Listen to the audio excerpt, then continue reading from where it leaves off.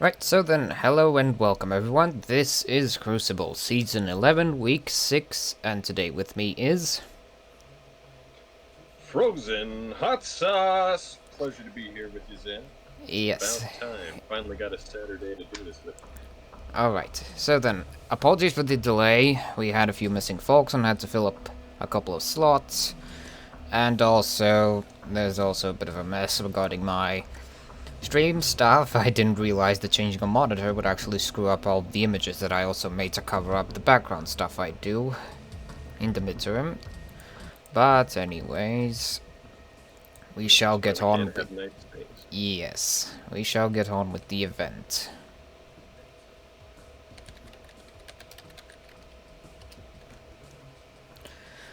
So, firstly, of course, comes up the map voting phase.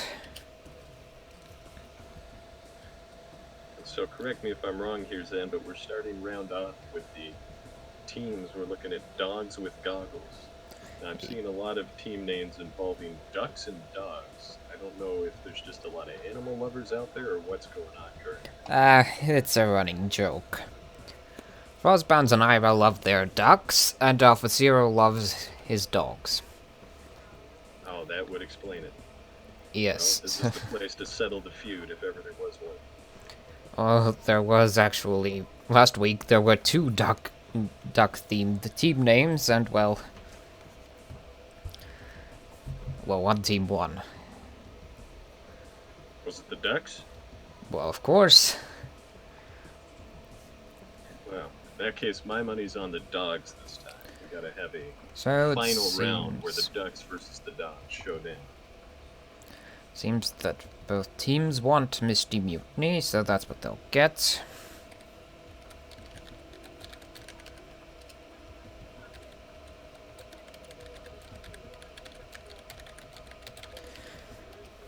So, whilst we are rushing ahead, time to inform you all what Crucible is. To those who haven't figured it out by now, the Crucible is an event where you sign up, I balance the teams, and then everyone gets to duke it out, with everyone having a fair chance of victory, with everything just being dependent on how much you want to win. And let's just hope that, well, each of these teams put up enough of a fight that they can, well, hopefully win. But sadly, as always, there can only be one winner. And, well, participants also at the end of this season, or any other season in fact, get unique loot, new titles, new dies, perhaps even an item or two. Now, Zen, this is Season 11, Week 6. This is a tournament that's been around for a while. Would you say there's a certain prestige, besides just the pride that comes with claiming that dogs or ducks is better, that comes with winning the Crucible? It's less about prestige and more about what you learn from this event. I've seen many competitive teams form out of the ashes of the Crucible and rise up to participate in SCS, the higher tier competitive event. And I have to say, the new teams are holding up quite nicely. So this is a good launching ground for teams looking to really bite a piece of the bigger action pie up the road. Exactly, in fact, that was the event's original purpose, to sort of ease the transition into the higher competitive grounds. Well, And speaking of those teams, so we've got Dogs with Goggles, IDGAQ, and the Novices.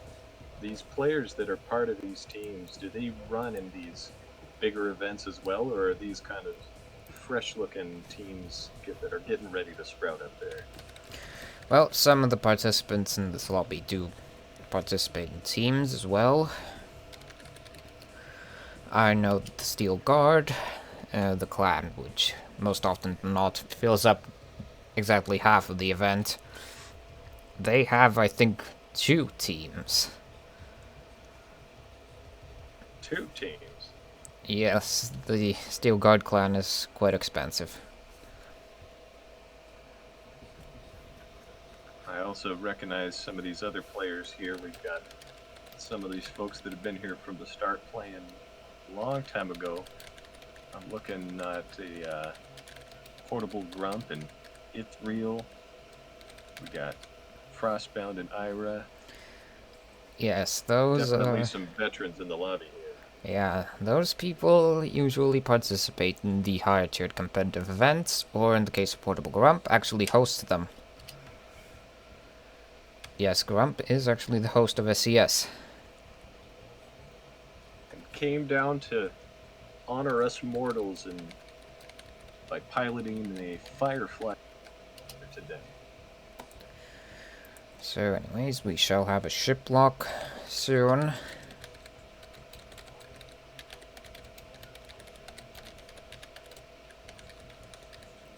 And it's locked. Interesting to note that the teams are not exactly changing a lot. I've seen a lot more less changes. Usually teams fly with whatever they're most confident with. And for good reason. After all, nobody wants to lose, really. As we see Saldrim running his confidence in a Crusader, which is just in the last patch now has some swaggy looking new paint applicable to it. It's not the last patch. Or a few patches ago, yeah. Yes. It's got a pretty looking paint job applied there now. A bit of a joke about Neon Crusaders. If you paint your ship in a vibrant color, it acts as a kind of like an optical camouflage. Your enemies can't see it. Huh. Some advanced tactics. You heard it here first. Yeah. I, for instance, call it my Crusader a really bright green. And for some reason, I've managed to sneak up on folks, even in the Crucible, by the way. Wow. Yes, I do even participate myself. Every 4 weeks.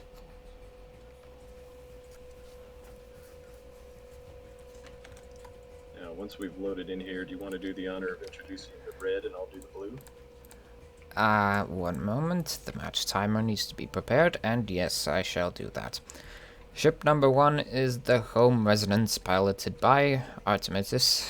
It is a Watcher-fish with a right side flamer, left side heavy carronade, double heavy, no, light carronades, what the heck am I talking about? Ship number 2 is the Firefly, piloted by Portable Grump. It is Magnute, with a front Gatling and a laser, a mid Dichotomous and Flak, and a back Watcher Minotaur. Long range trolling, it seems. Alright, now to blue team. And on blue team, we have Saldalsa, piloted by Where Am I, with the gunner AZX, Mary Aphelion, and Ortegon on the crew, running some heavy watches with a carronade in the front, Gatlings, and harpoon guns. And flying Sal's flying carpet is Saladrim himself, of course, with Frostbound, Hobo, Turkey, and I recruiting a twin carronade Hwacha Gatling Flak. Swaggy looking Crusader. The teams are getting pretty close to each other now on the map. I think we're In about fact, to see some blood spots flying. are out. Both teams have sighted each other, and the first engagement has gone live. With There they're going. the blue team not exactly in a good position, as Sal's flying carpet was a bit too slow to charge in. And Saldasa loses its armor, but, well, so has the Home Resonance, with a little bit of perma as well. Sal playing it safe behind the building there, trying to get some hot shots on Firefly. His resonance has gone down and is biting the floor here, but looks like they're going to try to do a little tag on the Saldalsa as he's hole broken now. Again. But, well, red team is still putting up a good fight. Both teams are. And, well, Saldasa getting cooked. I see those fires. It is a tanky ship and can take quite, though. Looks like they're splitting off now, trying to focus down separate targets. It's, yes, 1v1s, and I have to say blue team is kind of winning here. Saldasa is currently beating up the Firefly.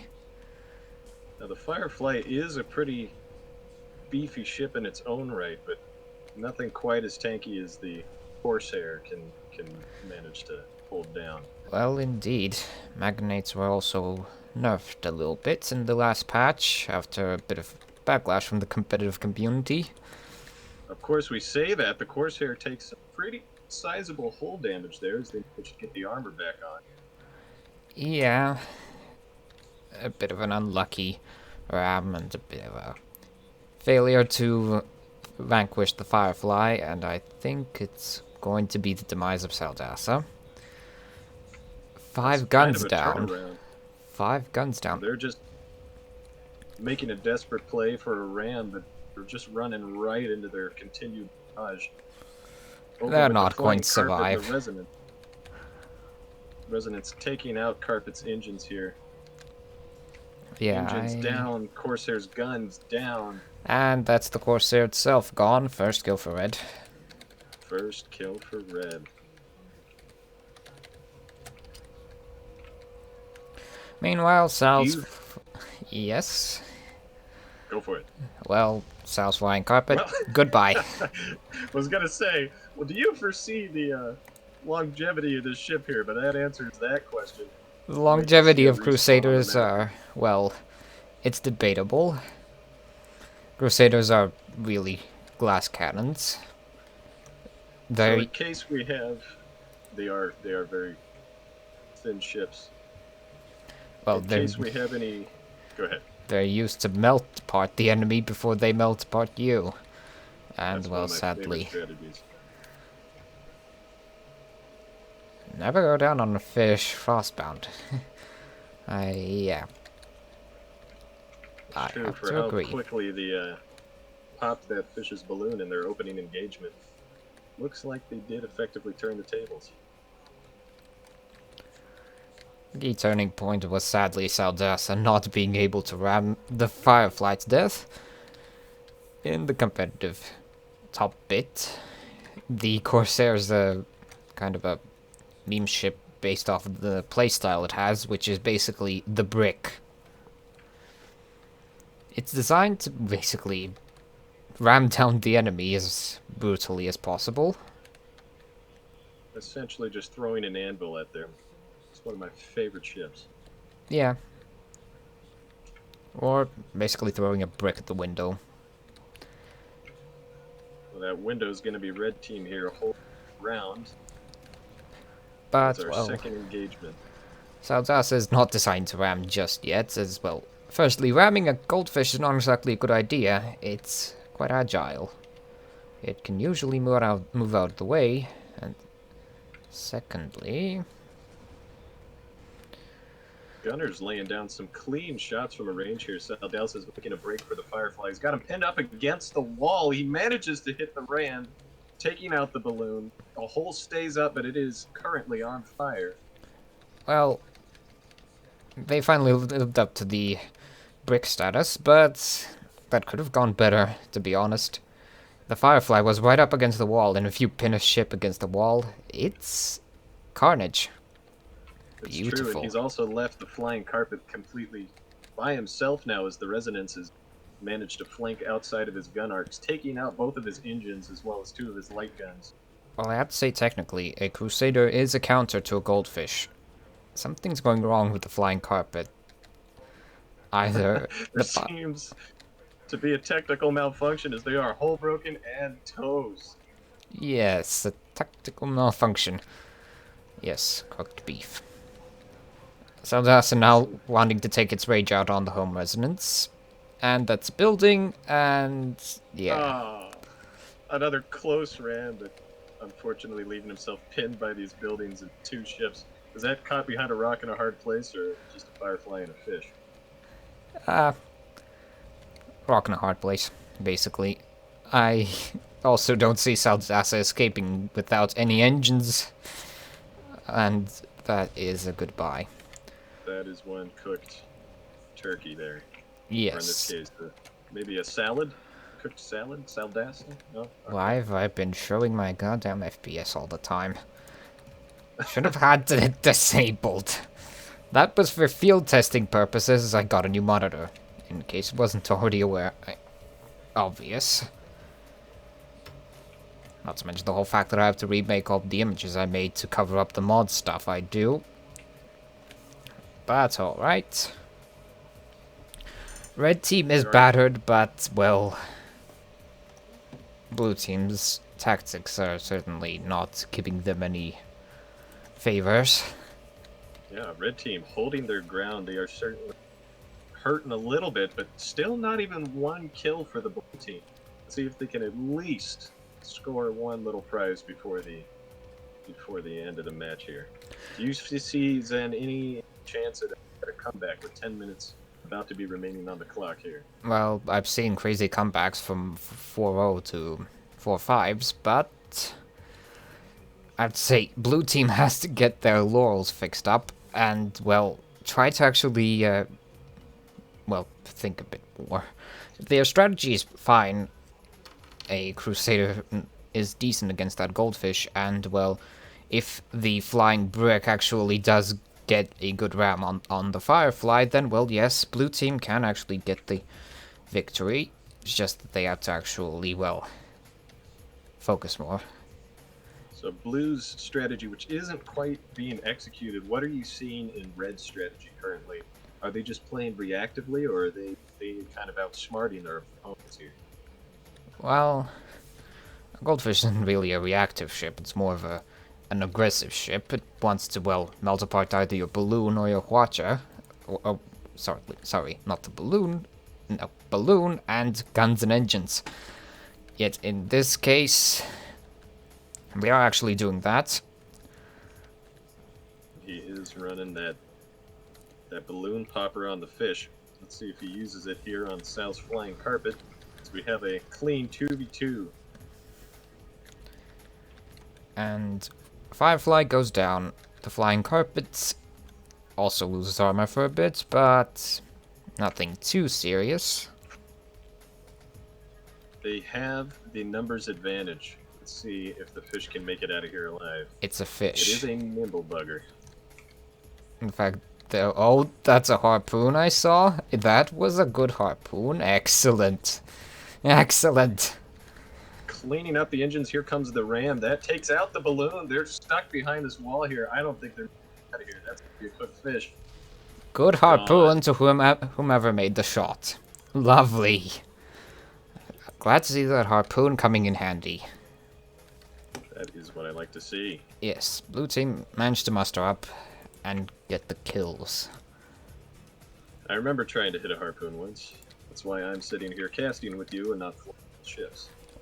I actually have trained 2 people at least on how to use harpoons because I usually fly ships with harpoons. It's terribly fun.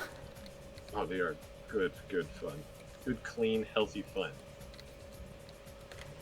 Golden moments have to be when you manage to pull a squid back as it's trying to get away from the harpoon and wind up ramming the balloon and getting instantly melted.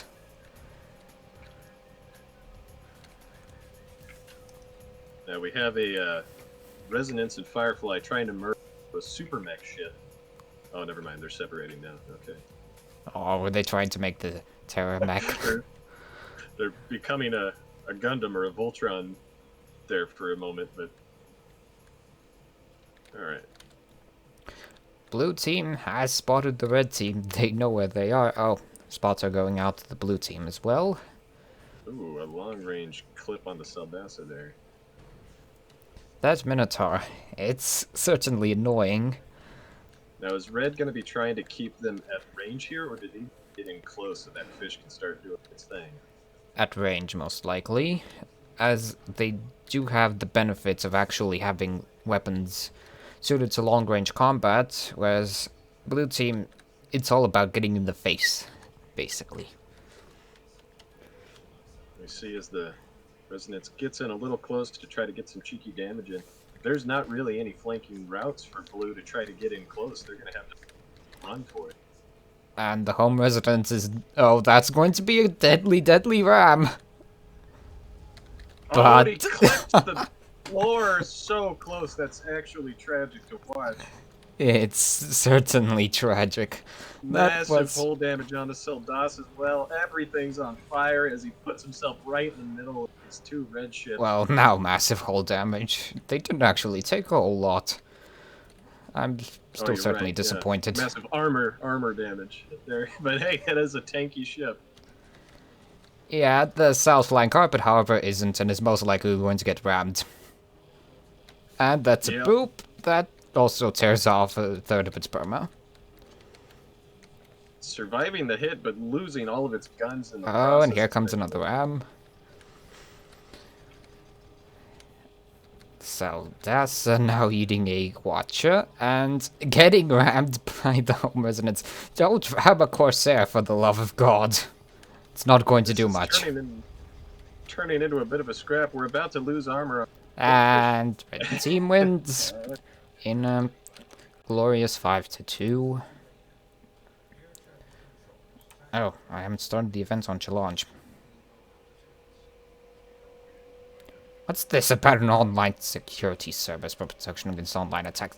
Get me to the bloody challenge, for Christ's sake. To the challenge. To the challenge.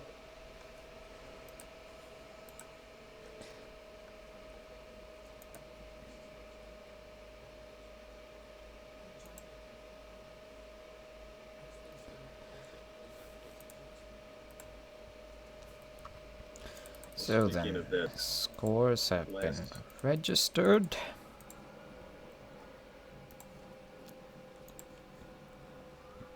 And now it's time for team number 2, the Meowses. Meowvises? Mavises. Meowvises. I don't know. Either way, I put my money on dogs, and sure enough, they came out on top here. Let's see how they square up against the Meowvises. For the future, don't make team names this odd. If you want me to pronounce them, if you want us to pronounce them, make them pronounceable, for Christ's sake. Because otherwise, we might just decide to, well, make shortenings or perhaps even try calling your team something completely different. That's true. The Meowvises. We could just call them the Mayonnaise. Or just the Meows. The Meows. Maybe that's it. Maybe it's another animal reference. We've got cats, dogs, and of course the aforementioned ducks, which I'm sure will make a return in one of our future crucibles. Well, the ducks appear every crucible. Almost every. There has actually been a recent crucible where there were no ducks. Thank God. Now, I've been looking through the spring update patch not too long ago with the clean-looking crucible painting as well as badges. We have a crucible badge. How come there's no duck badge? That's what I want to know. You'll have to ask Richard on that. He makes the badges. I'm also seeing a clean-looking chaos badge with that roll of the dice, some Sunday community skirmishes to celebrate their 300th event. I believe you are representing that slick new badge as well. I have a red badge, yes. I see a couple of our players here also representing our snazzy new profile picture, the gem in the rough, with that lovely emerald junker. That was a player submitted in the workshop there. It's always fun to see what comes out of the workshop. The devs will pull out of there clean stuff that I most of the time wouldn't even expect as player made. Seems I've messed up a bit with the password. Yeah, it's crackers. Oh, god damn it! I Oh, also, Tears, you're the one who started this mess. Send me a goddamn PM. Just don't.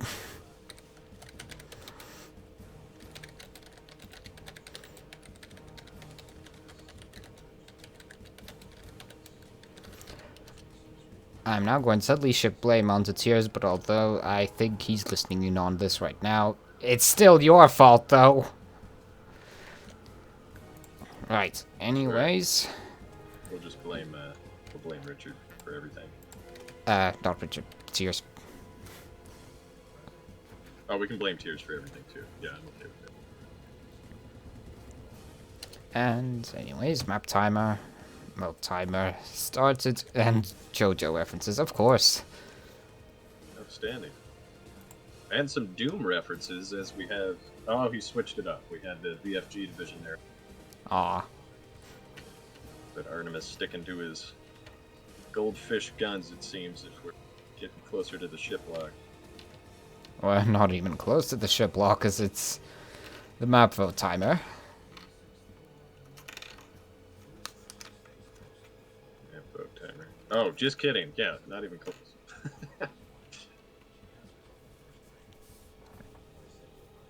Still missing one teammate for Meowsers. Meows, it seems. Also, we may have Yeah, another missing person on the... Oh, for the love Captain Koek hopping in there. We have full teams ready to throw some tar at each other. You don't see a lot of tar in here. Throw some moonshine at each other. Well, it's Canyon's votes, just as the timer ran out. Both teams want Canyons? Well, let's see here. No Canyons.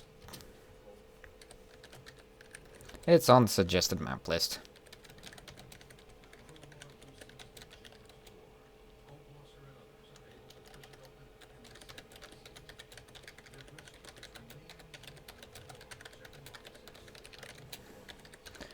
And also time's up, so it's a bit too late for that.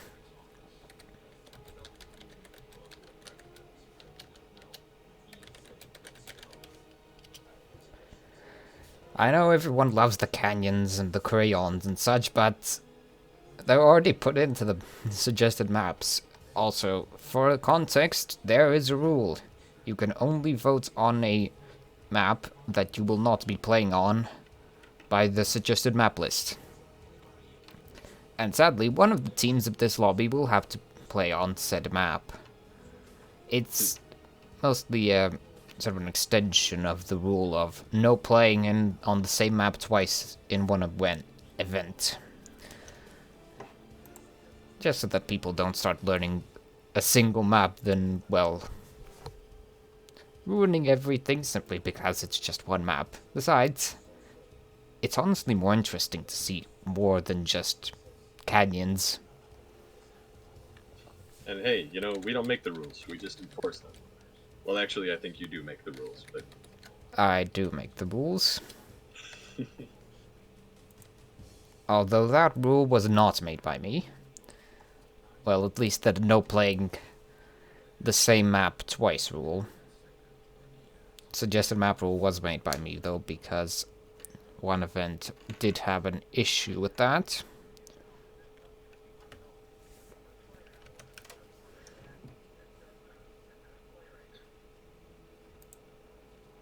Speaking of maps, I haven't had a chance to try yet. Back at that 2019 patch, they added a 44 Brawl map.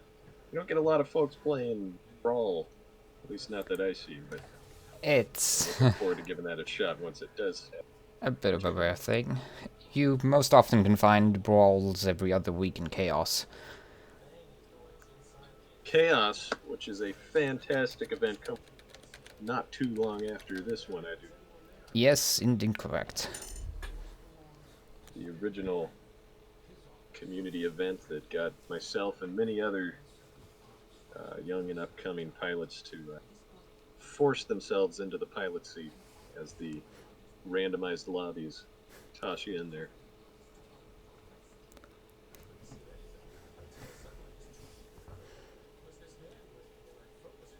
Some changes going on.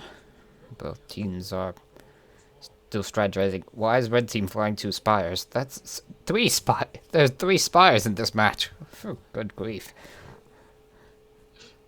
Well, I hope you're a fan of spires. We're gonna have some towers here. I see one of them, the Almighty, currently aligned with a Minotaur. We'll see if they stick with that as Tears is running a Lumber Spire.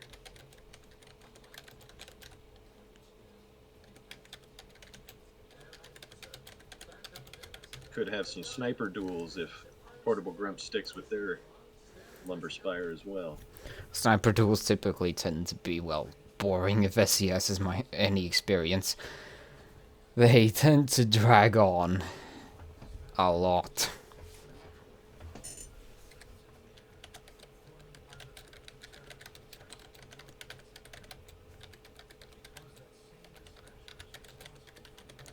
And, well, it seems we're going to have a 3-spire match today. I love it. I'm not going to try to play favorites here, but the Spire is a beautiful conception. Well, spires are indeed beautiful, especially when you stab someone with it.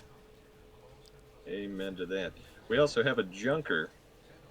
No, excuse me, a Mobula. That's some deception. That is a tricky name there. Running a long-range build as well, it seems, with two in this there. We'll see how they're able to stack up. Minotaur that might be able to potentially just non-stop, leaving him. If I'm not mistaken, then last stream I was talking about meta team ship names, such as calling one ship a completely different ship. It seems that Artemis is calling his ship a completely different ship to mess with the minds of some folks on the other team. I mean, it worked on me. It must be effective battle strategy here. Well, it might be effective, but it's also kind of unsportsmanlike. This is true. Would you like to introduce blue red this time? Well, yeah. Then take it off the red team. Alright, I'll get us started by introducing Spat in My Soul as the guns are already behind here. Yes, you might want to... Fuel, and Almighty being piloted by 9 Iota. Yes, indeed. We have long-range spires on both ships. We already briefly discussed the guns. Why don't you give us a quick introduction on our... And yes, blue team is with ship number 3, the Junk, piloted by Ultimates. It's Mobula, bottom deck Artemite, top deck... Is that a Gat? Yeah, that's a Gat, a Mine Launcher, and a Minotaur. No, that's a Mercury on the top deck. And ship number 4 is the Royal Palace that's getting turned by the Minotaur. It is Lumber Spire with the Mercury at the front, and Artemis, and a flag. Yeah, this is going to be a sniper match. And the thing about sniper matches is that if there's no armor breaks like that, then, well, each team can just peek below. The Royal Palace has definitely taken some hits here. I see they all brought their parachutes, though. They're expecting some cheeky balloon shots with that lumberjack on both sides. You're not wrong. All of them have I mean, all of them have those parachutes. Yes, they all expect the lumbers. Now, blue team really has to get to some cover, because I don't feel like they're going to be in a good situation if they don't. Junk left completely out in the open. He doesn't have any junk, I guess, to duck behind, unlike our red team spires over here. Yes, and the Royal Palace eats... Oh, those flags were just out of range. That's sad. But the Junk has the mighty disadvantage of being, well, thick and wide. And thus is an easy shot for an a Minotaur, which can turn the ship basically halfway around to Kingdom Come. By the time they turn back, they won't be able to shoot back much. Also, the Royal Palace getting attacked again. Another hull break for the Royal Palace as that balloon drops. He doesn't have his parachute, but it's okay because they just brought the balloon back on board. And yes, this Mobula is on fire again. It looks like he brought Mobula to a spire fight. We'll see if that actually... Yeah, that was a big mistake in my opinion. That Mobula will get just tortured by that Minotaur. But the Royal Palace is now attempting a flank. We shall see if it works out. And they got spotted. Their flank has been forestalled.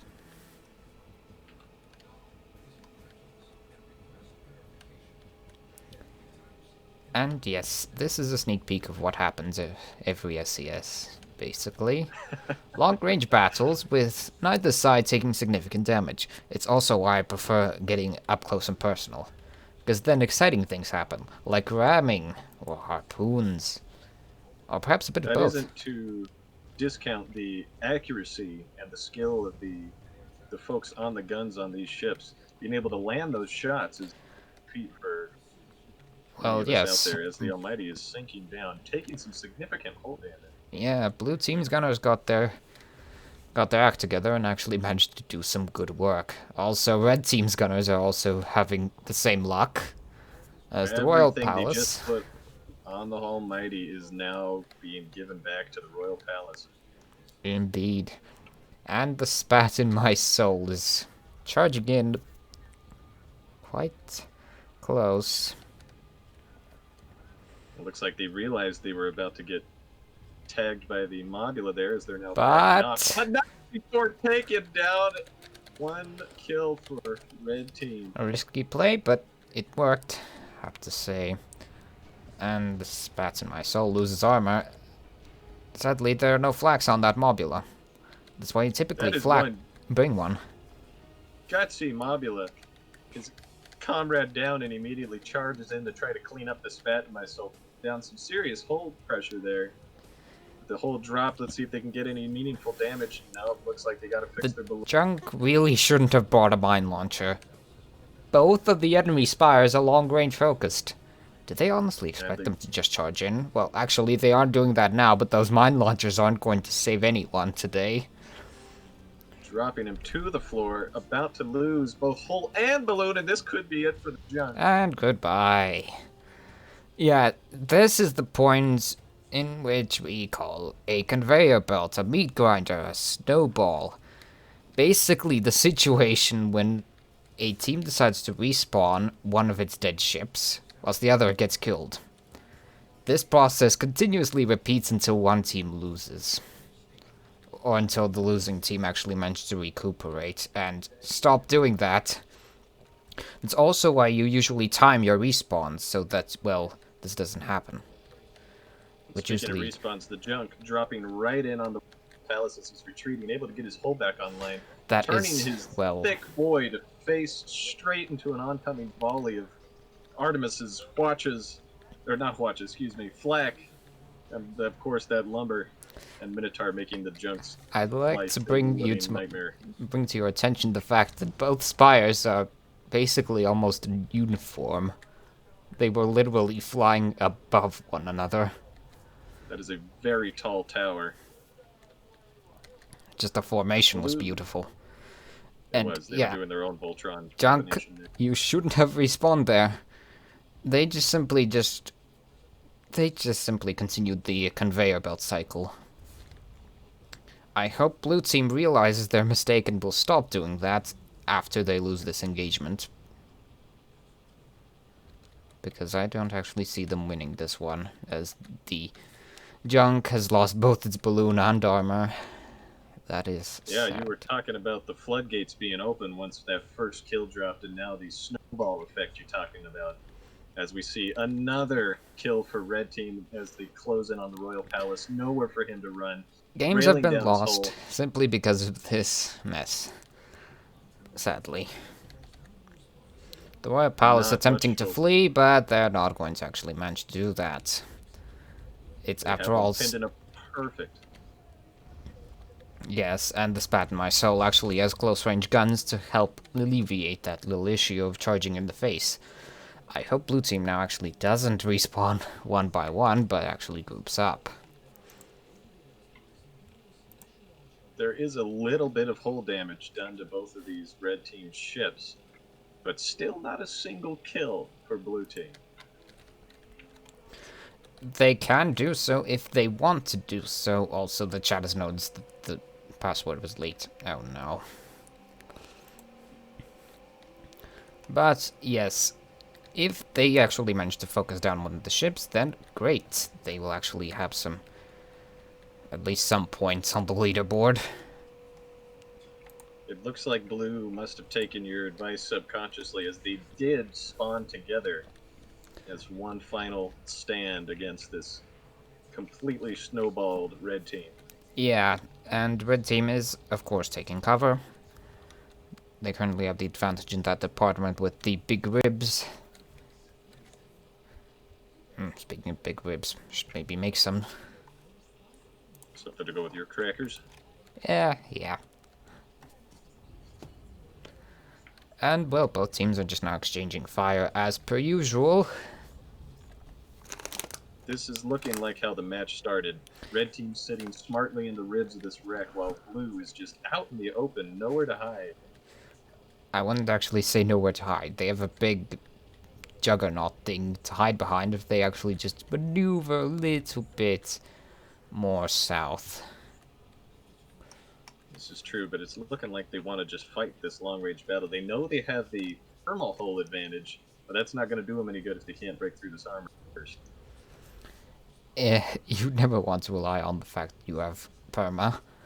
Although you can just simply take down one enemy, then rush down the other really quickly. But now is not actually the point where they can actually sustainably take down one ship. Because once They again, can't afford. well, really, it's the fact that they can just go into cover whenever they please, but blue team has no such luxury because they're out in the middle of nowhere. And with only one kill to end the match, they can't afford too many risky plays here that put one of their ships in danger. Also, forgot the key to go down for a few seconds.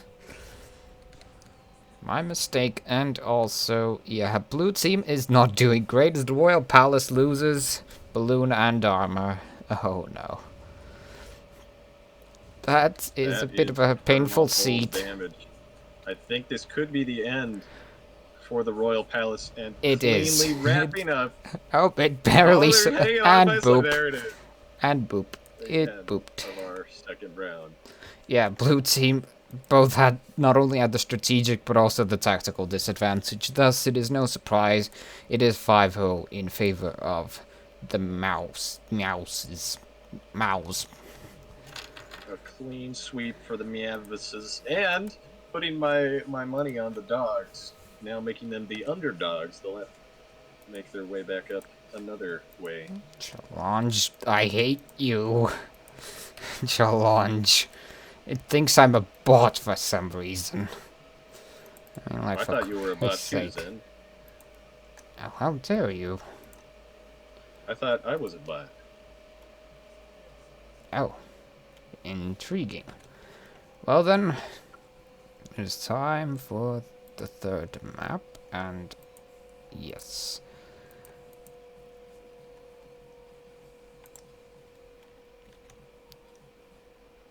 I hope the other team knows to come back in here, because I'm too lazy to give them the message. They most likely will, after all. It's interesting to know what's going on with the other team.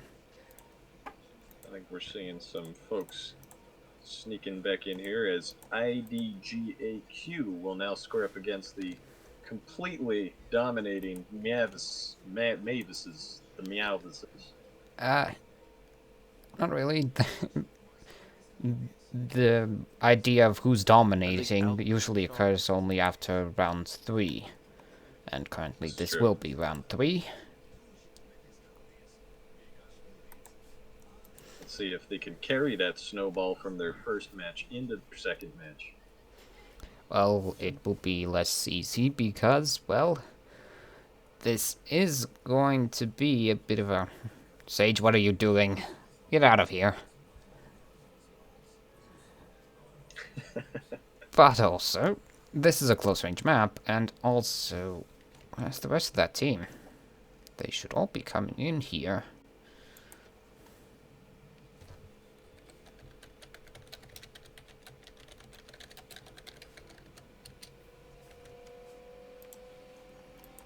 Waiting for Alpha to get out of my spot.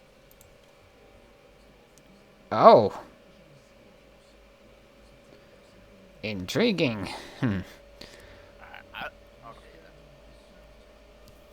Seems some folks didn't want to leave.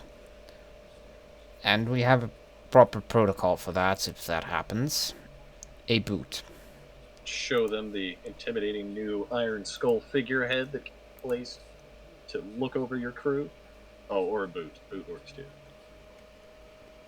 Or, well, a hammer. That also works.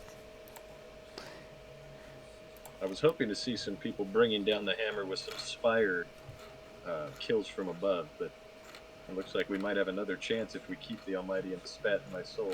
I would call that less of a hammer and more of a rapier stab. That'd be true. That's more of a spear. Rapier.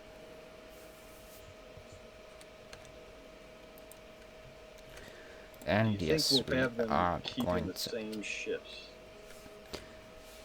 Most definitely not. Spires are easy to melt. Also, no surprise. As we have a vote for crayons. Crayons is the unofficial name of this map.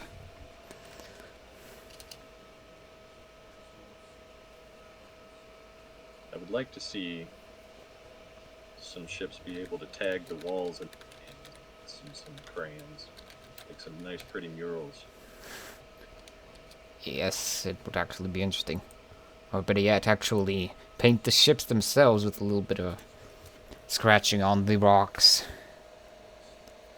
Somebody could make a massive sky whale mural. Finally, we could have the elusive sky whale. And finally, we could praise Choppy. Yes, yes. Well, you can always praise Choppy. Exactly.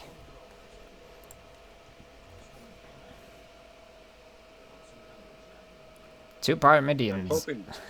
Yes. Go ahead. That is Two a pleasing sight. Yeah.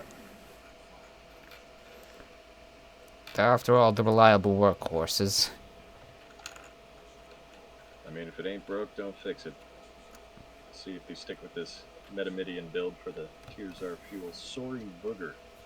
That is an intimidating name if ever I heard. Well, that thing's an ancient ship. Been around since Season 3 of the Crucible.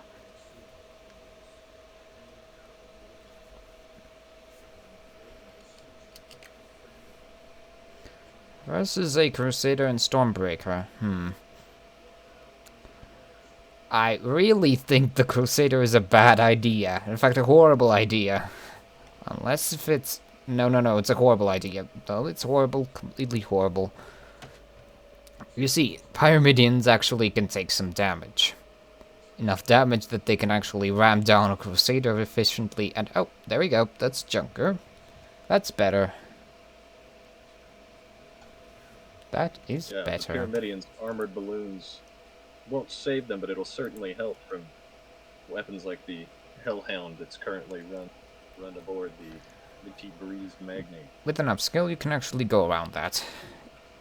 Crusaders are more difficult to pop because their balloon hitbox is a bit, well, odd.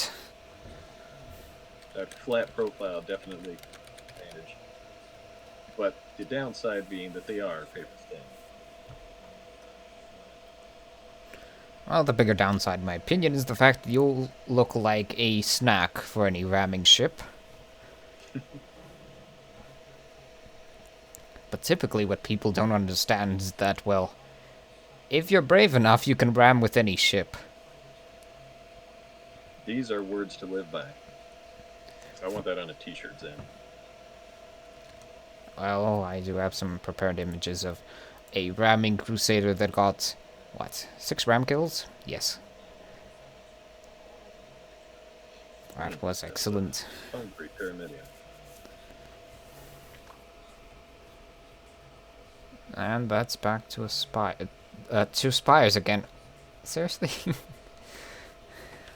That's what I'm talking about. This is the new meta we're living in, ladies and gentlemen. Well, Magnates got nerfed a bit ago. Spires are taking up the whole. Now, the real thing that will carry these teams through is not the patches or buffs, but rather how well they can communicate once they're in game. You can mitigate a lot of the downsides of these ships, like we saw with that fish that effectively counter Crusader just through the sheer teamwork of their team. Well, it not only depends on how well you work, it also depends on how badly the enemy team works. This is true.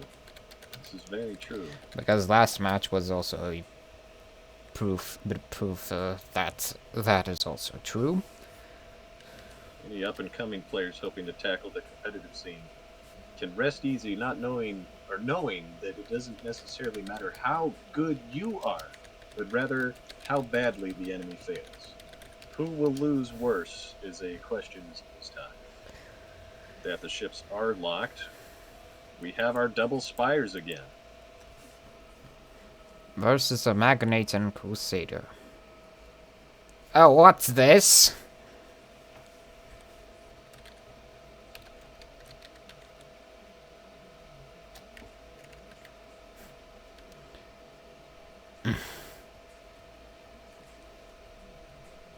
Last-minute change to Hades. Will it be permitted? The answer is yes, but I'm going to add on a minute. Fair enough. Allowing ample time for the other team to discuss.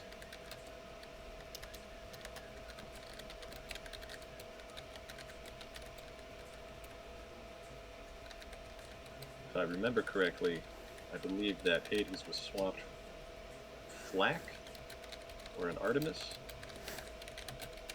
Either way, another long-range weapon here to add to the... Wait, no. Not at 13 minutes. That's going to be completely horrible.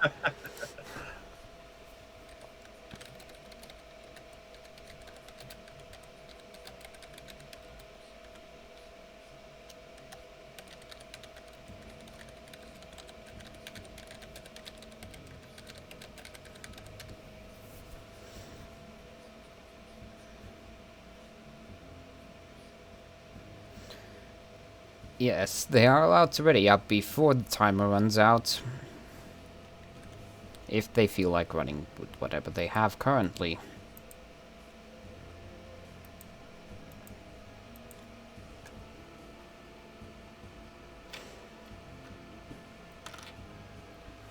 We'll see if we can keep the Meownesses momentum going through this game.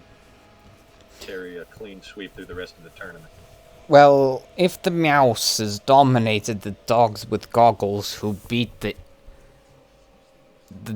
ducks, then, well, there is a good chance that, well, the Meowses will win this one as well. But I'm ready to get surprised. All also, right, you'd like to introduce Red Team. One moment, as the timer also needs to be prepared. Now then, ship number 1 is the Sal's Flying Carpet, piloted by Salzarim. It is a standard Crusader with a front carronaded Watcher, mid-deck Flax, and top-deck Gatlings. Go ram someone with that, will ya? Ship number 2 is the Minty Breeze, piloted by Rare Minds, the classic old blue-sailed Magnate with a front Gatling Hades, mid-deck Artemis Flag, and a back Watcher and Lumberjack. I almost thought that gun didn't load for me again. So, off to blue team, which is already starting to shoot. As the guns are shooting out, we've got Tears for running Spat My Soul with a Hades, a Minotaur, and 2 Banshees. Meanwhile, 9 Iota on the almighty Gatling's Flak. He's going to be a little bit closer with his Hades and Lumberjack. Oh, Lumberjack, just kidding. He'll be sitting in the back. And sure enough, the fires have already been started. Balloons are starting to drop. And the Almighty's popped. Taking a run for it. I have to say, it's interesting to note that both teams are picking long range on a close range map. And the Minty Breeze now suffering as the South Flying Carpet is in the middle of nowhere. First kill for blue. Not even 2 minutes in, and we already have our first kill. Sal is now immediately running to the hills. That's why the legendary 5 words of wisdom help save lives. Stick close, M for map. As we were just discussing, communication and teamwork will beat any weaponry any day. Exactly. They have effectively isolated themselves, although Minty Breeze coming back in right behind Sal now, trying to get out of this range. Sadly, breaking the line of sight. that's once again a risky moment, as it can just as easily turn around, and well, red team is going to have another conveyor belt on their hands, and we As don't Blue's want those. pursuing deep into the spawn here, but not engaging too far beyond where they And Minty Breezes lost its harbor and half its perma again. You see, that's why you don't want that to work. But also, I'd say blue team has the advantage of, they have 2 spires, they have basically got a ton of guns pointing at the enemy, not to mention the south flying carpet, which is doing not much at this point. What I would suggest to red... The Sal's being more effective. As they peek around the corner and immediately get hammered, they did manage to pop a balloon on the spat. What I would suggest, flank. You're close range, just flank them. They cannot seem to get out of this peak here as they pop in one at a time. And this peekaboo is not exactly what I would suggest either. They are losing. They're taking turns effectively making this a 2-1, just running right into this. They're losing this peekaboo match. Blue team has the advantage from the fact that they have a lot of mid-range or sometimes even long-range weapons, whereas red team, they can't do anything. Flank them. That Crusader is meant for flanking. Sneaky attacks. This is a good map for it as well, but they keep trying to just run right at him. Flags completely miss on the Almighty, though, and Spat My Soul is going down. That's a bit of a wedge. Burst damage on the balloon, but Spat was prepared. He brought his parachute. They're not getting any meaningful damage. And that's a goodbye to the Sal's flying carpet. Leaving Minty Breeze for fresh pickings. This is going to be a quick game, I believe. Yeah, and once again, conveyor belts. Remember those. I'm most certain that Salduin won't try to respawn as Crusader now, and the Minty Breeze sat on the terrain a bit too long. A quick and clean 3-0. Let's see if they can pull back with some sneaky maneuvers through the canyons here. They have the map to do so. They just need the coordination to make it happen. Interesting, I'm seeing advertisements for the Black Flame Academy in the chat.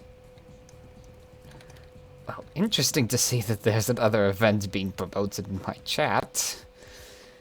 The Black Flame Academy, a fairly new event. Newer players to learn. Yeah, but for the future. Try to tell me before you decide to advertise something in my chats. Oh, yes, you're streaming. Yeah. Yeah. But I'm fine with it because it's appropriate. You can actually get to learn a couple simple basics.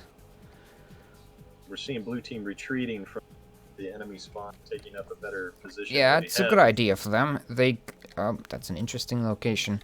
Yeah, they are covering themselves in this little open area. They are tempted. They found an effective pile of rubble to hide behind as well. It worked for them in the last game. I have to say, this is not an edge of the map you often see. This is true. I, in fact, haven't seen this place much before. So, I'd say it's an interesting turn of events. This is a unique location. There's also an issue. Blue team... Yes, exactly. Although blue team has the advantage, I have to remind the rules.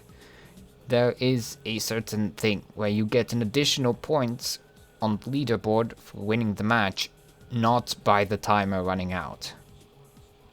So for context, you get a point for every kill, and if you win the match without the timer running out, you'll also get an additional point. But, well, yes. Seems that Red is taking a risky maneuver here and splitting their party trying to locate the enemy. They must be confident that once spotted that they can immediately back out. That is not even close to a good idea. I would kind of imagine that going on if you're winning. And we've seen the horror movies. We all know how this ends. Also, blue team is firing in the middle of the air trying to reveal their position and get the enemy to attack them. Lovely. Can't say I don't like the enthusiasm, but once again, it's canyons. People usually don't look up the bloody skies. I think Sal and Minty might have... No, they haven't. That's why it's not working.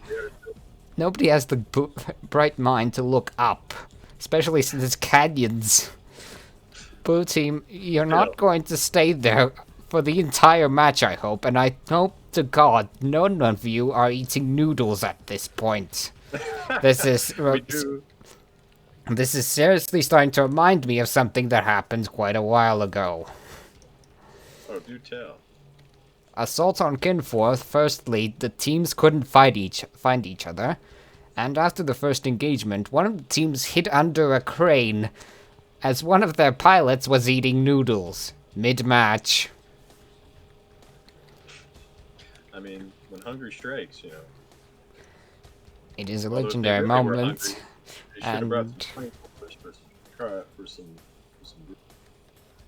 Or bacon for crunchiness. But also, red team has just gone past blue team. Red team moving into what was the expected hiding place, where long-range ships usually hide out in their spawn. Yes, indeed. This is why we don't see this little nook of the map very often. Yes, exactly. Oh, but it seems that both teams may have... Oh, I think blue team may be continuing to attempt to reveal their position, and red team is still not realized. Right, to everyone, the future. Don't do this ever again. This is completely and utterly rude. I think we might finally have an engagement as we are coming back through. If blue fires some shots through that cloud, that will give away their position and get our fight on the way. And blue team, stop sitting around and hiding. Unfortunately, those noodles are just too enticing. And blue is... That's one, and two, this canyons. Who snipes on the canyons? Well, it's worked for him for 3 kills here, but with 10 minutes left in the match, we'll see as Flying Carpet is now moonshining straight towards them. This could be a very interesting engagement as he's coming right into their kill trap. Right as blue is moving out of the kill trap. And they are not seeing what's coming. They are not seeing what's coming. Just as they moved out of their cover. Exactly. This is going to be lovely. As also, I'm hidden these. But yes, this is what red was waiting for. Dropping hole just like that. Blue is out of the picture. This doesn't leave a lot of room for spat as Minty is now dropping his balloon, his hole. He's lost a gun, but he's not out of it yet. Yeah, this is exactly what red team needed. A flank. An ambush. Exactly what is the lifeblood of canyons. Hole is exposed, balloon on fire. He's only lost one. Get out of there. Spat, my soul is not going to escape this one, I feel. That is not looking good for Spat. He doesn't have a lot of... These ships are faster than he is, and that is it. And that is goodbye. 2 to 3. One quick ambush there as blue had decided to just peek out from around their corner, only to be met with the full force of red team. And then red now knows where blue will be roughly spawning. They're not going to have to search for them in that tiny cranny.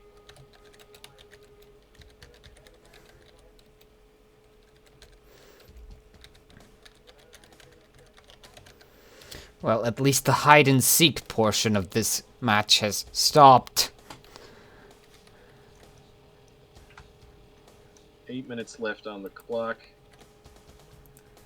As Where Am I Flying, the Minty Breeze was able to finally put those Hwatches to good work.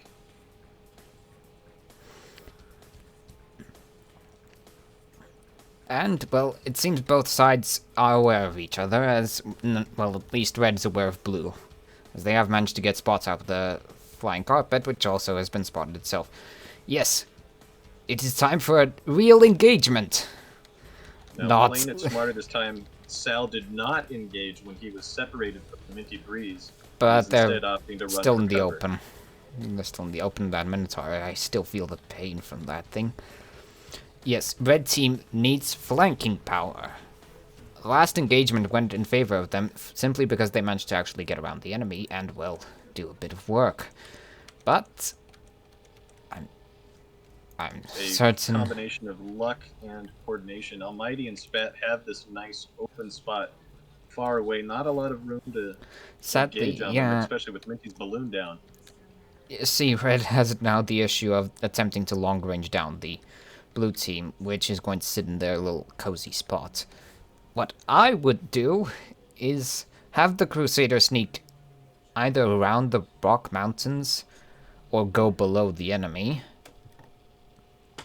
And, well, try to perform a little bit of a cheeky flank maneuver. They are at least moving together. I believe this is the right move, where if they try to go separately... The core issue is range. The issue is range. Like you said, they need cover. If they're going to do a flank, they'll need a clean avenue to get through. Yeah, and this is not currently it, but I'd say good on them for getting Spat in my soul's armor and balloon down already. Yeah, that's Spat bringing out the parachute isn't sinking too far, but he did disable 2 of the guns, so they're not taking much heat this time. Yeah, and the Almighty's caught way out of position as it cannot support its ally effectively through the metal scaffolding. A little tick there from Minty as he lost his balloon. Sal's flying carpet sticking back, not charging in. Oh, there we go. There we go. Famous last words as he. It's a valid strategy. Full force for Almighty. He's blazing into the and a quick turn.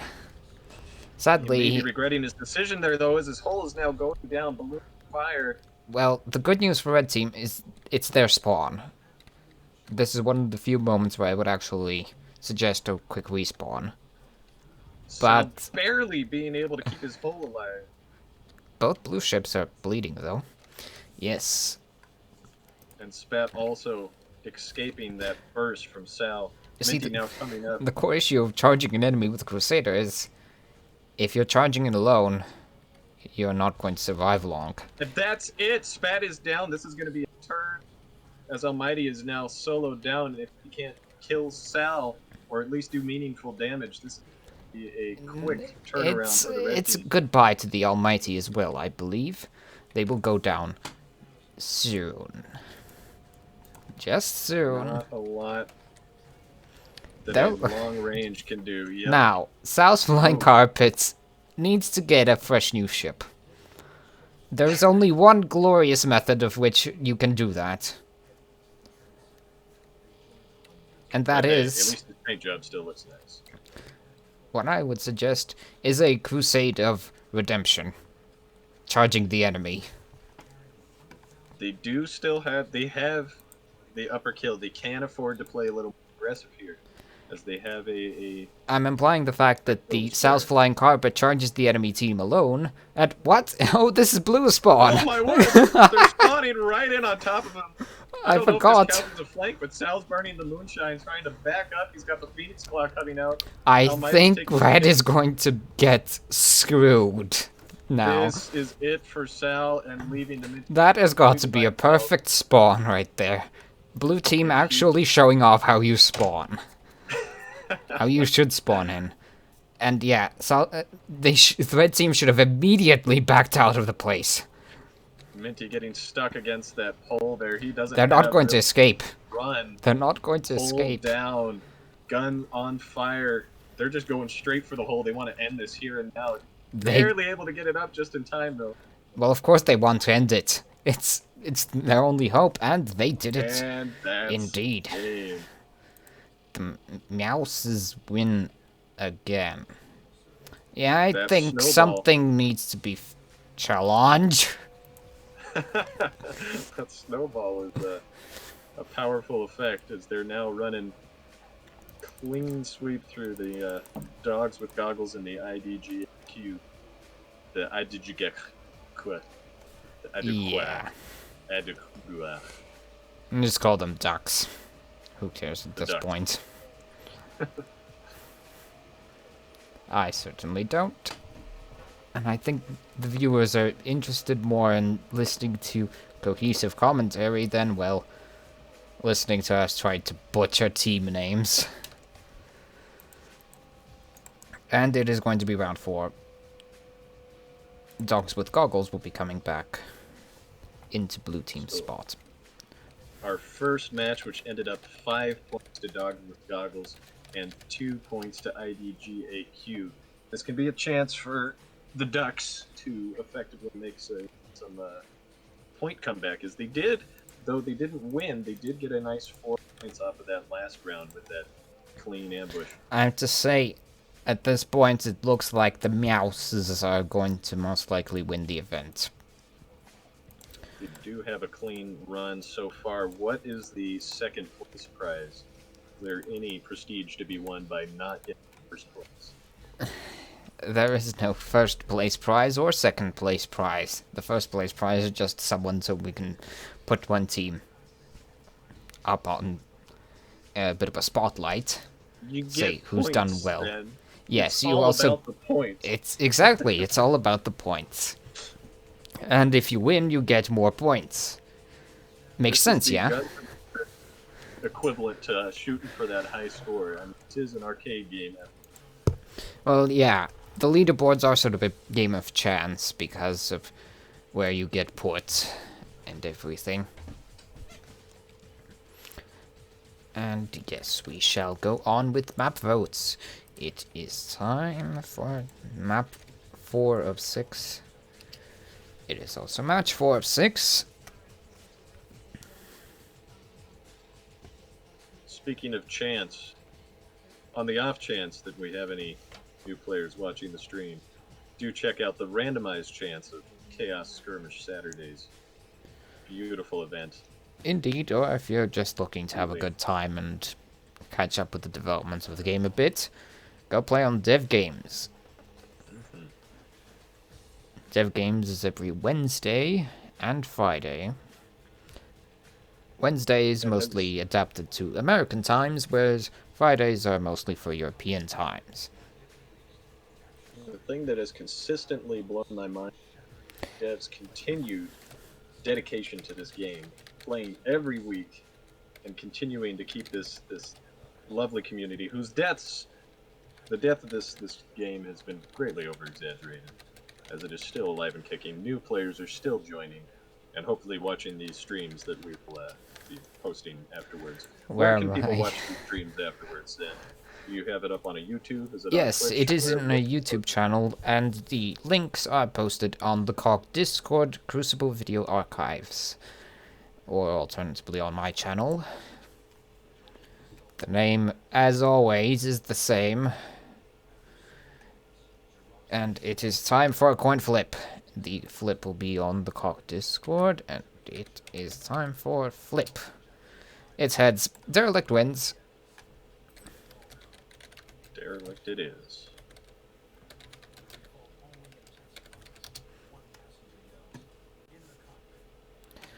And so, we shall change over to Derelict. It's a fun little map. Simple and certainly interesting. Cheats. You've been accused of cheating. The bot is not biased. Oh, what? Stop that! They got you now. Look, everyone's tried to bribe me at this point. Maybe they can bribe you with some of those new spring color skins or dyes that they added in the last big pack. I already have the dyes I want. Also, I am going to temporarily give you the Team 3 role, Hot Sauce, for you can see the top of Team 3's chat, so you can see history play out before your eyes. Look into the Team 3 chat and observe the top of the channel. The top of the channel? The very top of the channel? It's basically starting from the second message of the channel.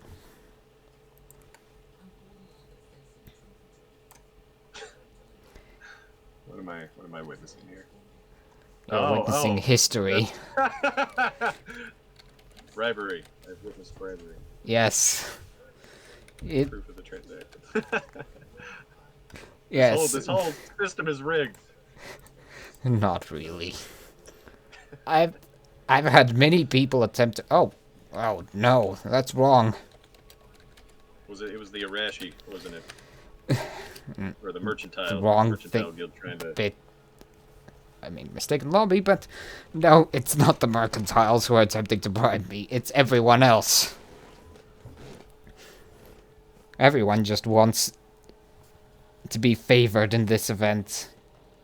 Well, tough biscuits. Like I said, there is high prestige to be won. Massive points to the first place that will then be seen on the leaderboards here in the COG Discord.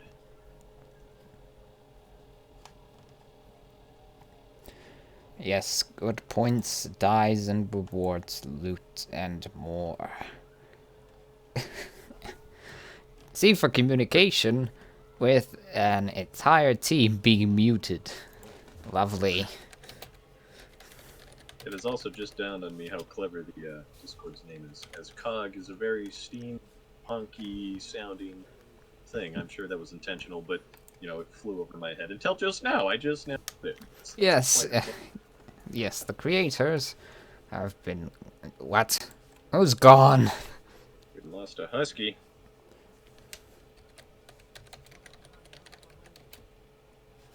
That dog apparently had to go fetch his goggles. Or perhaps it was freezing outside, and the outdoors called. Well, you know, when you gotta go, you gotta go. It looks like an internet has died.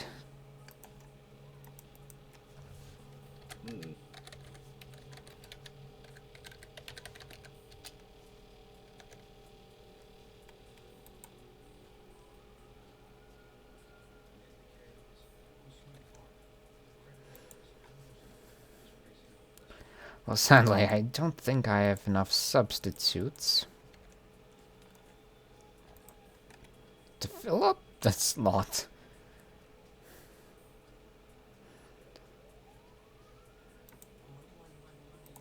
In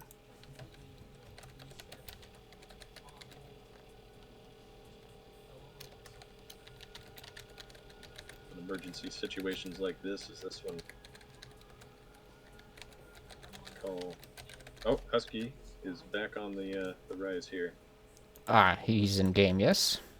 Yes, that little internet collapse seems to have been quickly fixed, and he is back. Where'd that fish? Yes, good.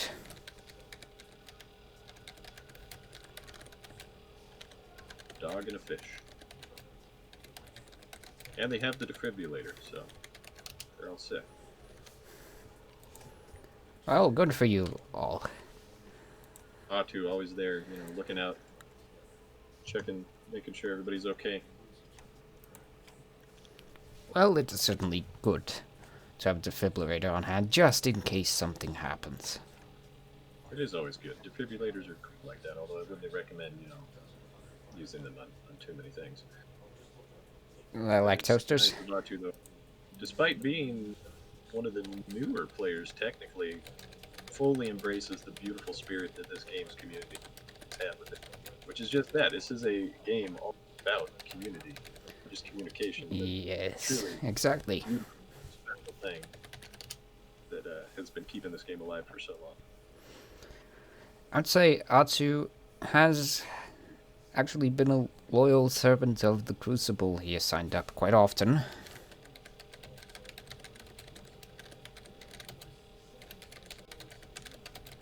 Well, God only knows how far that man's going to go. He could be running the show someday. Well, we'll see.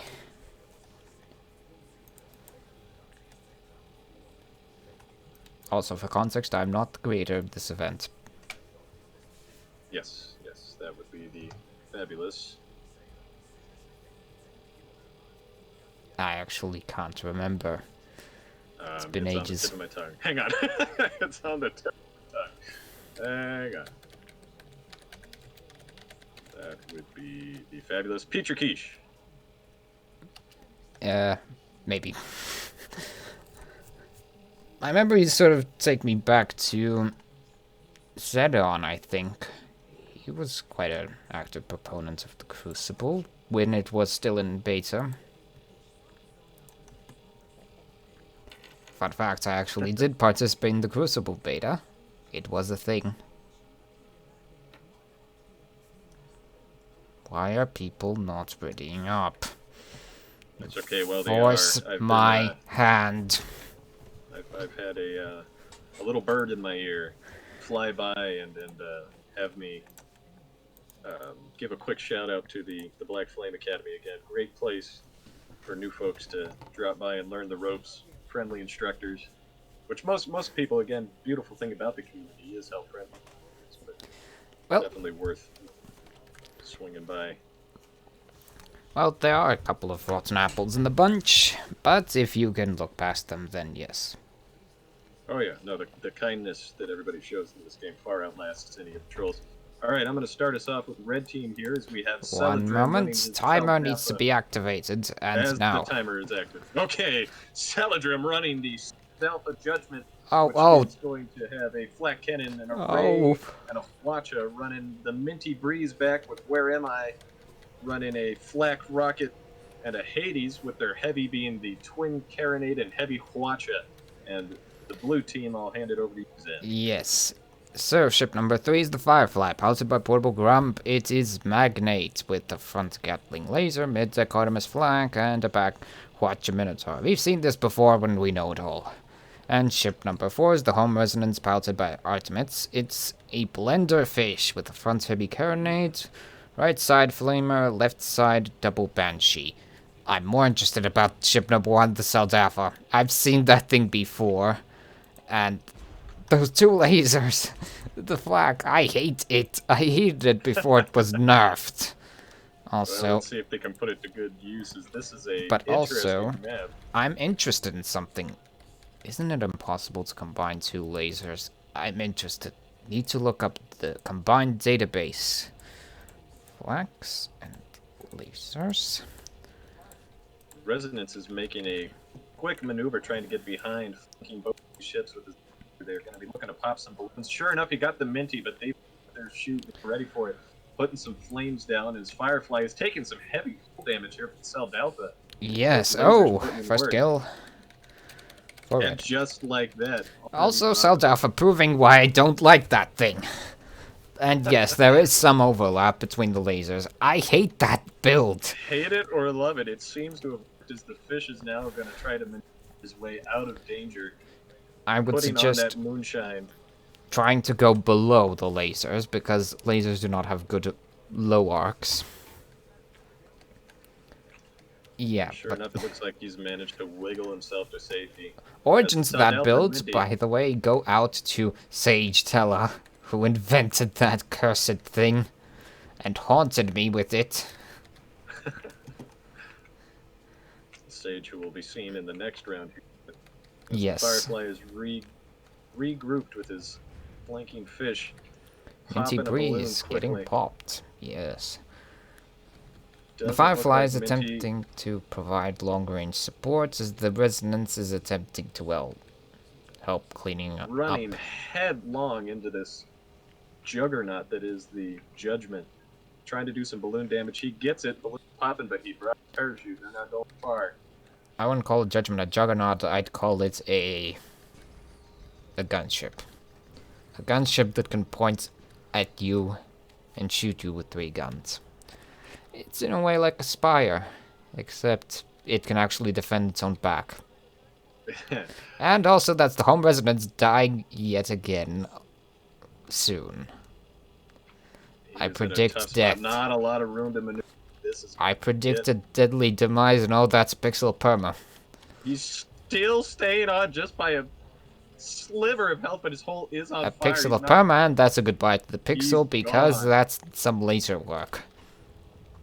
And the Minty Breeze actually suffering. Well. Firefly not capitalizing, though. He's just trying to life. His Minty now has his hull back online. Balloon's still on fire, though.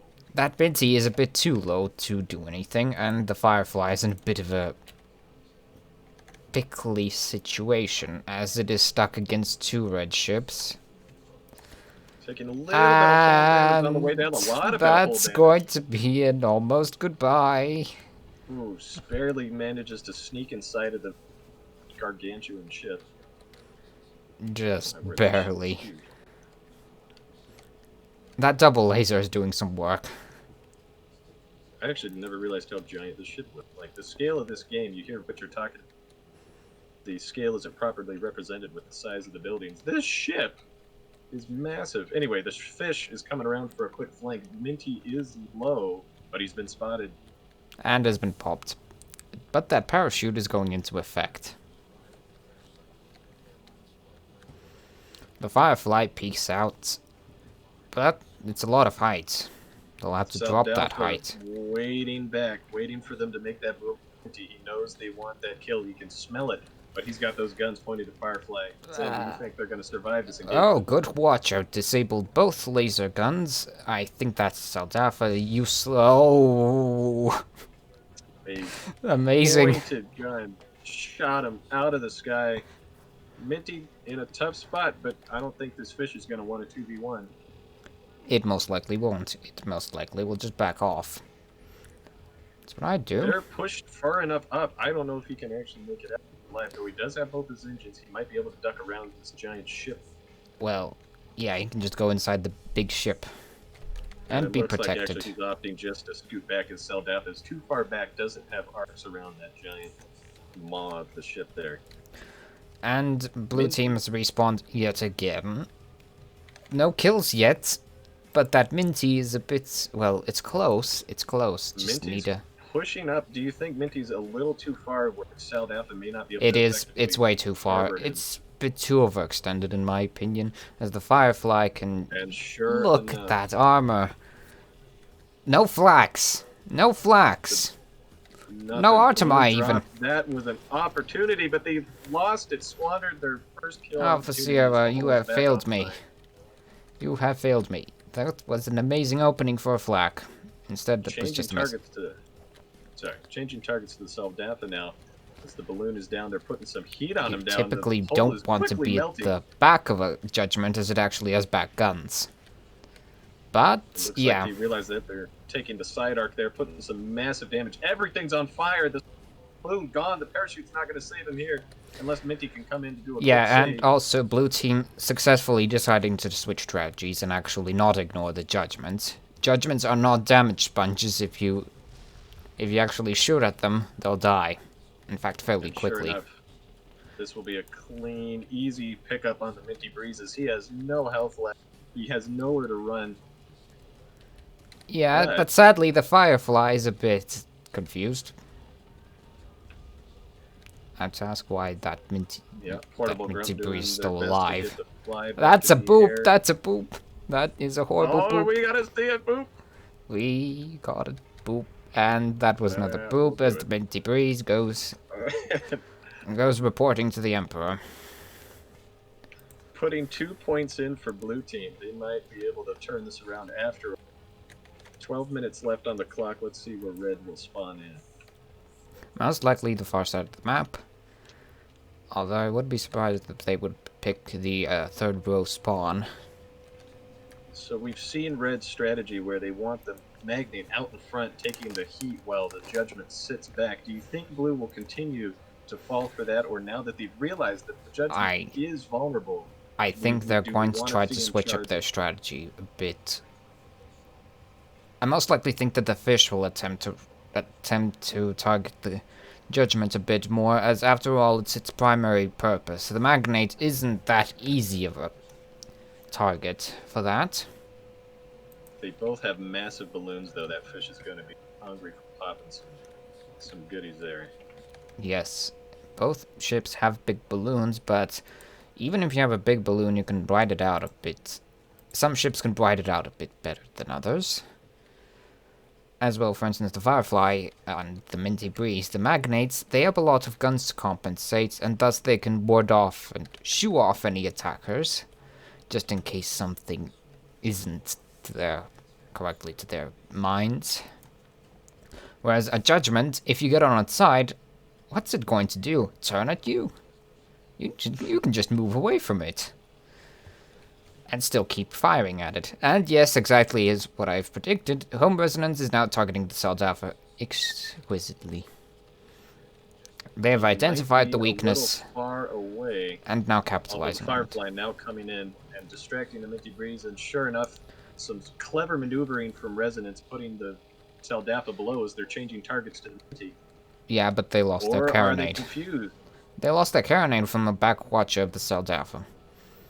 Which is why they were repositioning. Yeah, they can't do much without a front gun. That's a hold down on the Saldafa. He's taking some damage. Yeah, and I see a ram in the making, but it was a bit too late. All the guns are on fire. It is all on fire. If I made a graph of all the things that were on fire, it would just be a pizza circle. Hold down on the Saldafa again. Fire everywhere. They're dropping guns on the Minty as well. Oh, but that's a hold down on the Resonance. I don't expect the Resonance to take much damage because Red Team is in tank mode at this point. Saldafa's useless, and the Minty Breeze is only just it's just a fly swatter. That's a kill. Cleaning up another one. This is probably going to be it for Minty as well. They're dropping the balloon on him. He's got the parachute, but it's not going to save him at this point. We're going to see a nice 3-4 with Blue Team on the rise. Yeah, Blue Team has identified the one core issue of leaving the Judgments alive and alone, and are now capitalizing on it extremely well.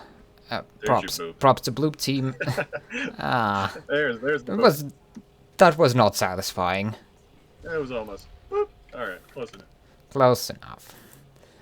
But yes, good job, Blue Team. You have figured it out. I'm happy for you. They've cracked the code. Now, how do we see Red Team turn this around and bring it back from their favor? We don't. They seemed a little bit scattered that last engagement. I don't honestly see the Red Team recovering from this. That Judgment is completely and utterly useless if it gets, well, harassed by that fish. The only way I see this somehow working out is if the red magnates can keep that fish off, which is extremely unlikely in my opinion. Red spawning in. If they can spot the fish and keep them at bay, it sounds like they might have a chance, but otherwise we see a nice turnaround from Blue Team once they crack the code of keeping that Judgment off of them. They've yes, got Red Team guns on the Firefly. Yeah, Red Team has the advantage of long-range firepower, and this is their spawn. But it's also the last kill for Blue Team. Fish waiting below that rock, waiting below the cloud, waiting like a cat in the grass, pounce on that Judgment. Exactly. Being smart, they're not coming for Firefly, trying to bait them towards the fish. Oh, I might have. They're also attempting to, well, take cover. I'll let them. It's only just a slight bit of movement, and I highly doubt that the Red Team has seen any of the Goldfish's shenanigans, as it's hiding conveniently in a good place. What Red Team is doing is following the Blue Team. That is a completely horrible mistake. They're more of a reactive build. They can't be on the attack. Especially with that home resonance. Once it flanks the Judgment, it's over. However, the Goldfish is slow at this point, as they should have been out half a minute ago. And now it comes. It's less about being in, more about worrying about the Firefly, which, yeah, this attack was horribly coordinated. The Firefly charged in way too early, and the home resonance didn't charge in time to protect their ally. And now it's a bit of pull the trigger. Now it's a bit of confusion. But yeah, they're committing to it, as the Saldafa is the target. It is popped, and yeah, that's a goodbye. Oh, good ram. Clean ram. Excellent work. Sweeps up the victory before we can even see it coming. What a well, I saw that one coming. It was an obvious ram, and well, good job, Blue Team. A 5-3. Yes, I did. Clean turnaround. Outstanding. Challenge. That's the first time I've seen something so bogus.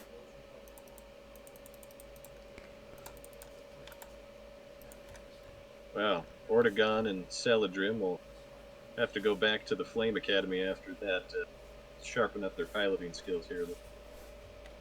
A Just kidding. That was a bit. rude shout out. Ah, I've No, already had enough fine of work that. from both crewmates there. It was a close match.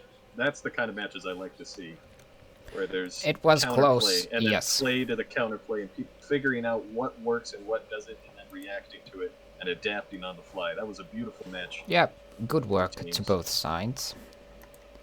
IDGAQ and Dogs with Goggles, which won that matchup again. They won round 1, and they have also now picked up their second matchup win here. Next match Moving on is to round Crown 5. Gambit. A Which big we'll see rusty Dogs map. versus the so far undefeated Mavis. Meows. The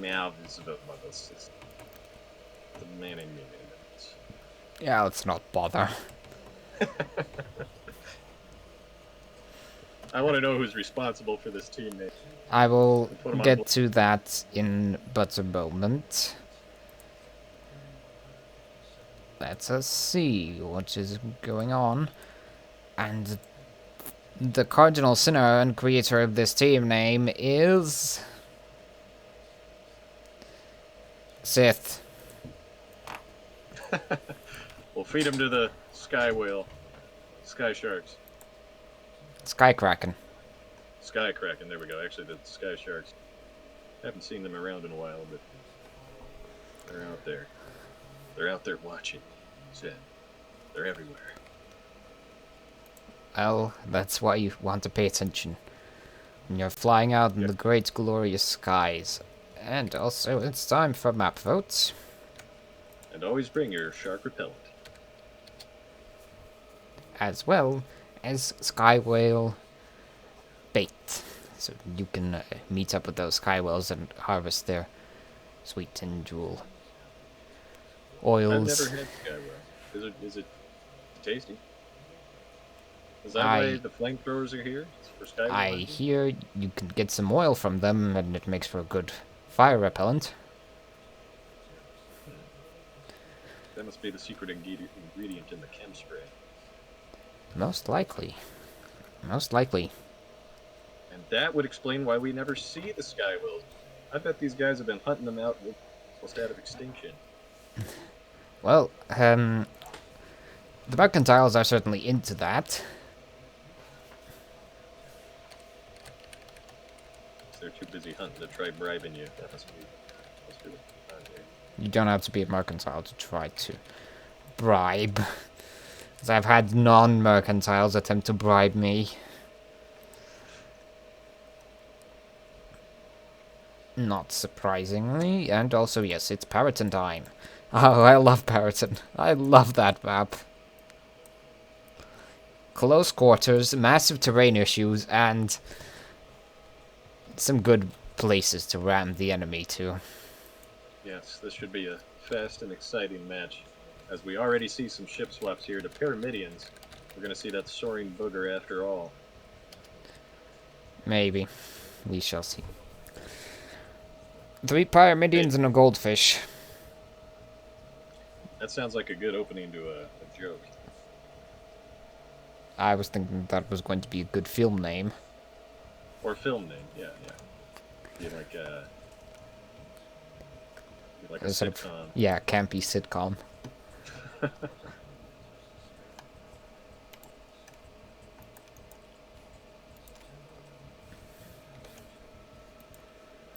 So remember, we want to sign up for next week.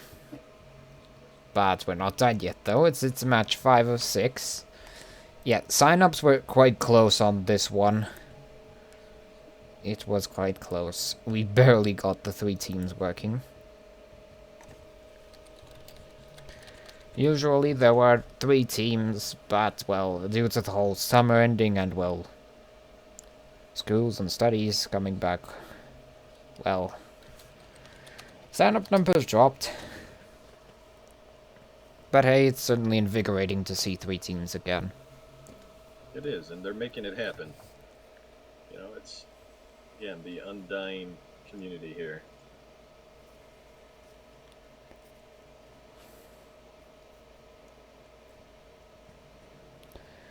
Still 3 Pyramidians, but no goldfish. Now a junker. And this time it's an actual junker and not a junk. Not a mobula.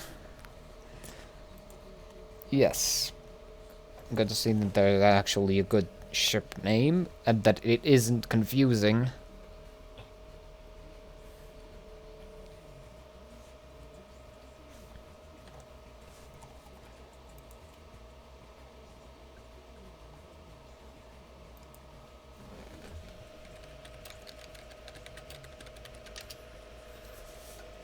Seeing two very similar setups currently. 9 iota run.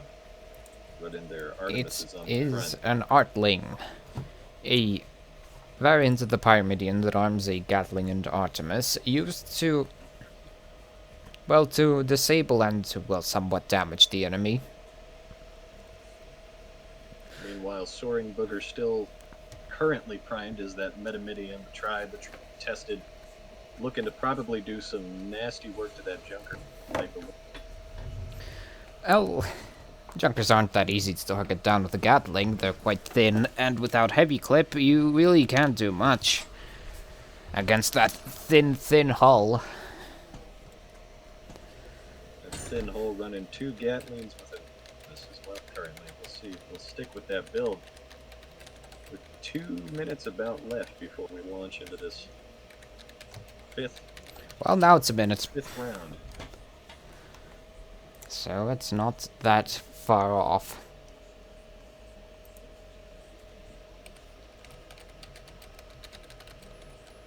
After that, we'll have one final match. And then after that, you'll have an opportunity to join the Chaos Skirmish. Which is going to be in a few hours after the end of this event. If I'm not mistaken, at this rate, it will be somewhere around 5. Yeah, I think it's 5 hours after all the cool end. Kids will be there. Well, for us Europeans, it isn't exactly a good time, as it's in the middle of the night.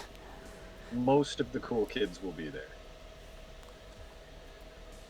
I myself have been on Chaos a couple of times. Results were mixed. The one glorious match I remember was the one where I was piloting a ramming Stormbreaker and got 6 ram kills plus 2 ping pong ram kills.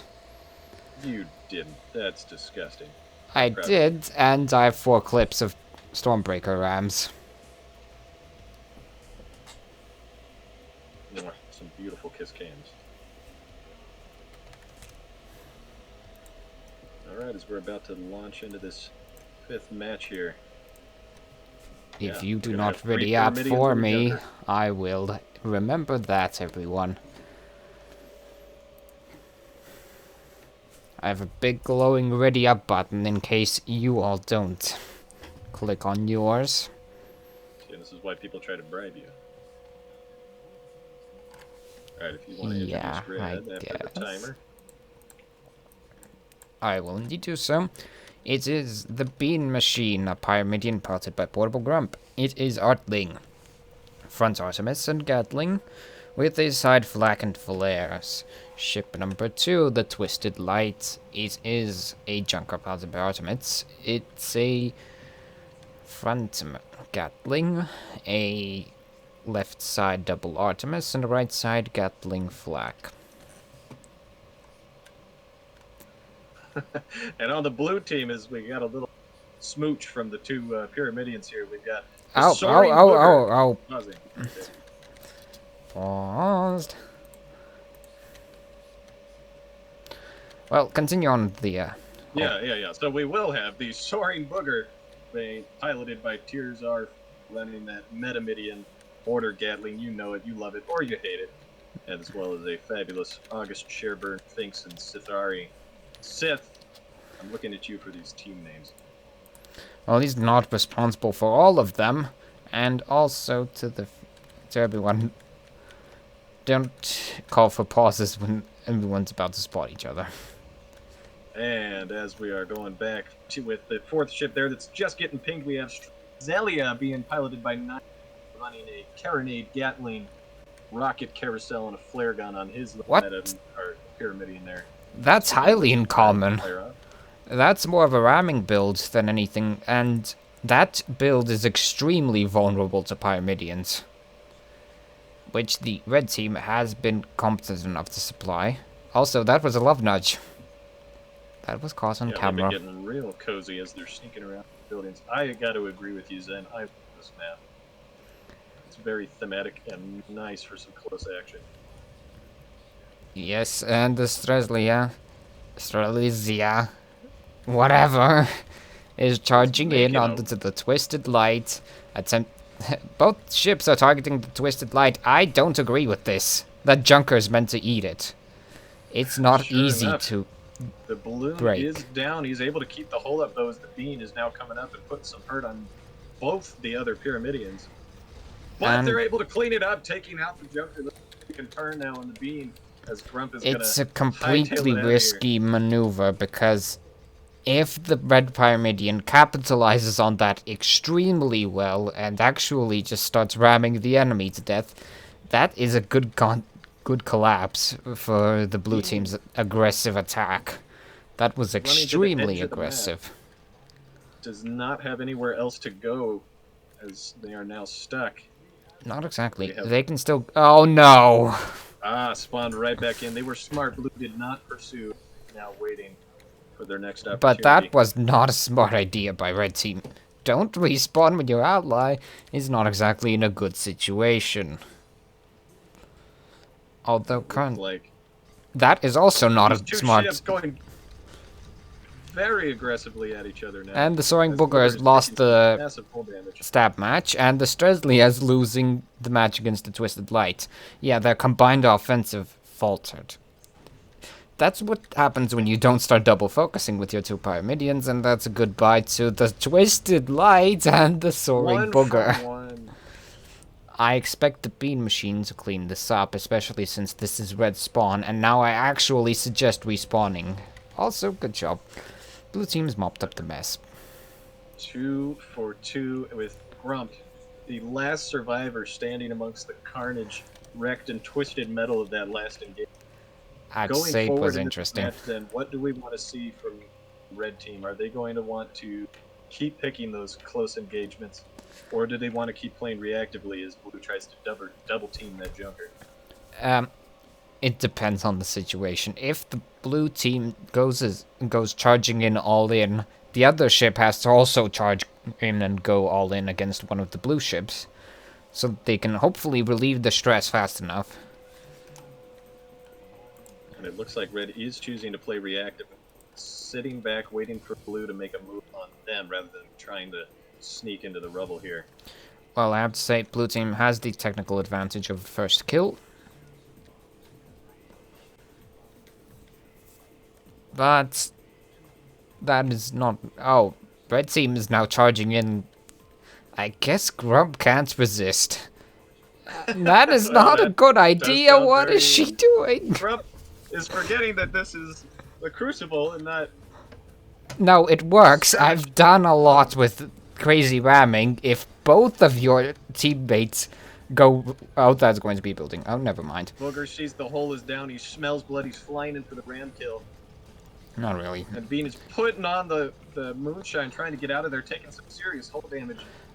Look, I understand the wish and the bloodlust that occurs when you want to ram something, but that was completely and utterly insane. Even I'm not that tactically insane. Look at this damage.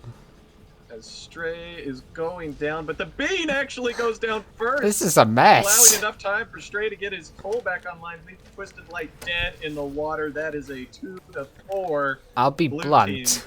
This is a mess. I didn't... You wanted Carnage then, you got Carnage. I was expecting Carnage in the one team completely mops the scene instantly, not the... What the heck is going on? I'm questioning my own humanity. I think we're getting that Chaos Saturday a little early here. This is kind of madness. Can't say I don't like it, but...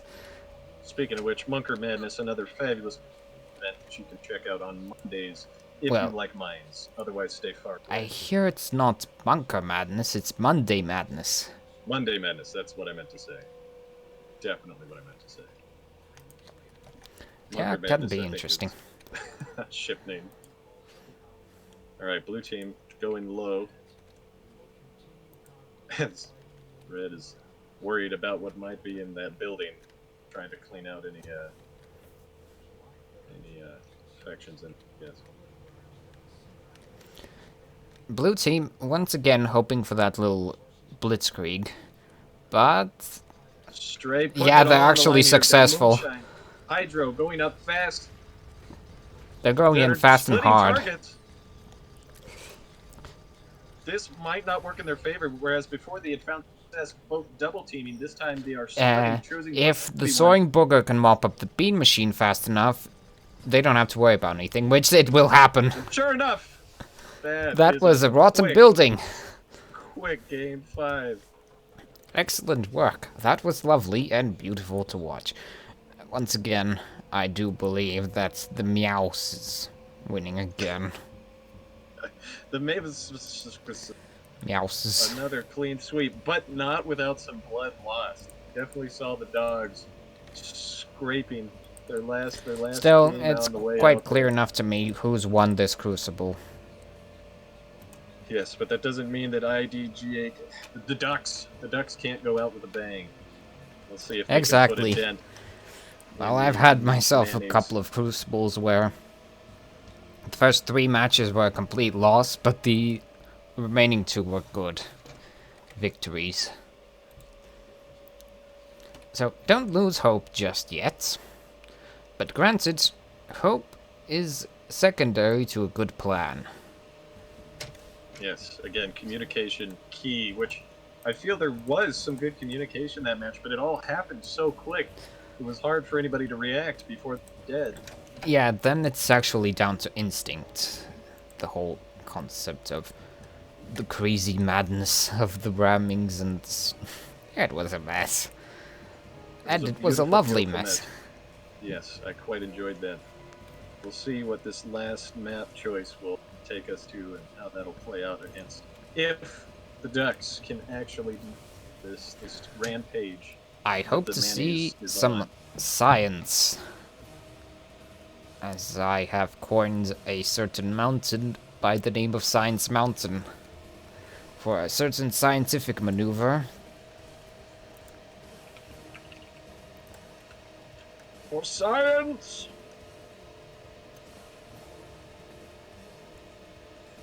In the meantime, let's wait for the other teams to show up. Or at least the pilots to show up so I can start the map voting process. As we're waiting for the pilots to show up, I'd like to speak again about this lovely new shop item, the skull head. I haven't actually seen it in the game yet, but it seems quite intimidating being on the ship and not in the ship. So you can scare all your crewmates with it. What use would it be scaring your own crew with a with a figurehead? Sometimes fear is a greater motivator than crackers. Yep. Well, Actually, no, I'd be pretty motivated by crackers. I think most people would be motivated most of all by bacon. If a certain pilot just simply says, hey, let's...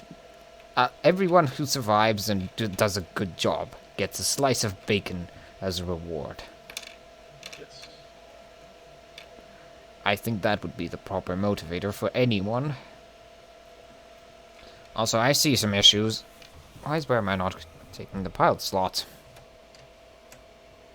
5-2 in the last round. The Mavises have cleaned up 5s on all the other ones. The IDGAQ has picked up some good points in their prior games. They haven't gone a full game swept. Unlike the Dogs, unfortunately, their first round mayonnaise, where they weren't able to secure a kill. If they can maybe turn this one around, they might not win the Crucible, but they can at least go out and with a bang. good shot in the next one. Yeah. Sometimes you gotta go out like a baller. Yes, exactly. So let's just see what the Duck team can pull off. Granted that they show up. Where's our duck whistle? We got a call for him. I'm guessing they didn't expect the match to go so quickly. To be honest, I didn't either. Nobody expected that match to be so bloody and so fast. It was quite exciting.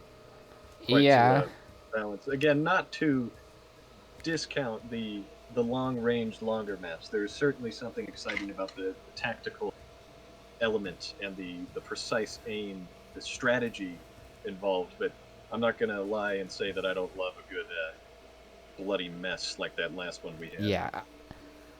I didn't expect a kind of bloody ramming and the Spanish Inquisition. Nobody expects it. Nobody expects it.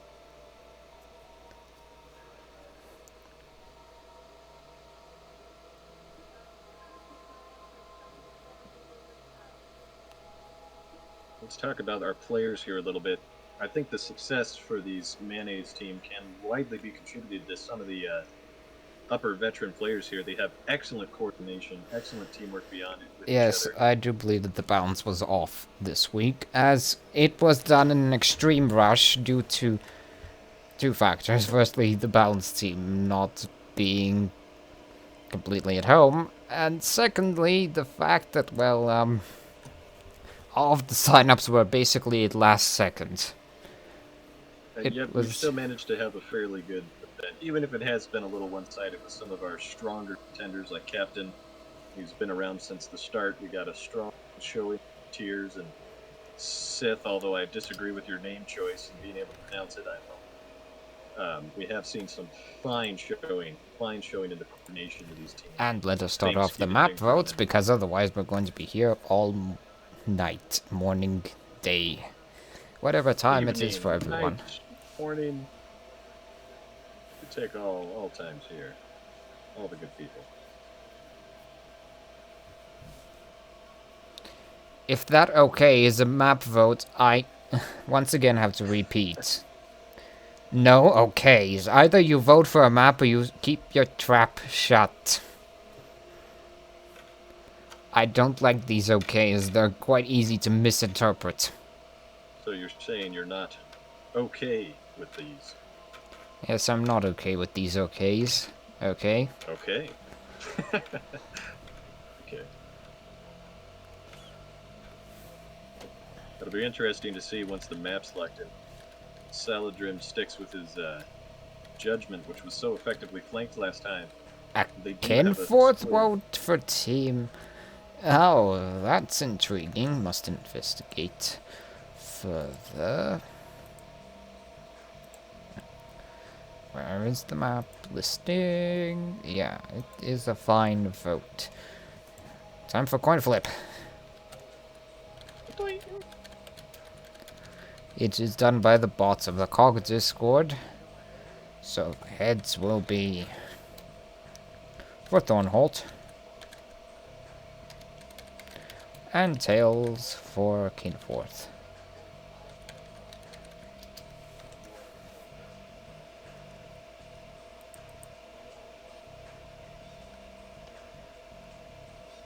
That doesn't count. Only my flip counts. And my flip says tails. Tails, we're going to Kinforth. Heads forth to Kinforth. And once more into Breach.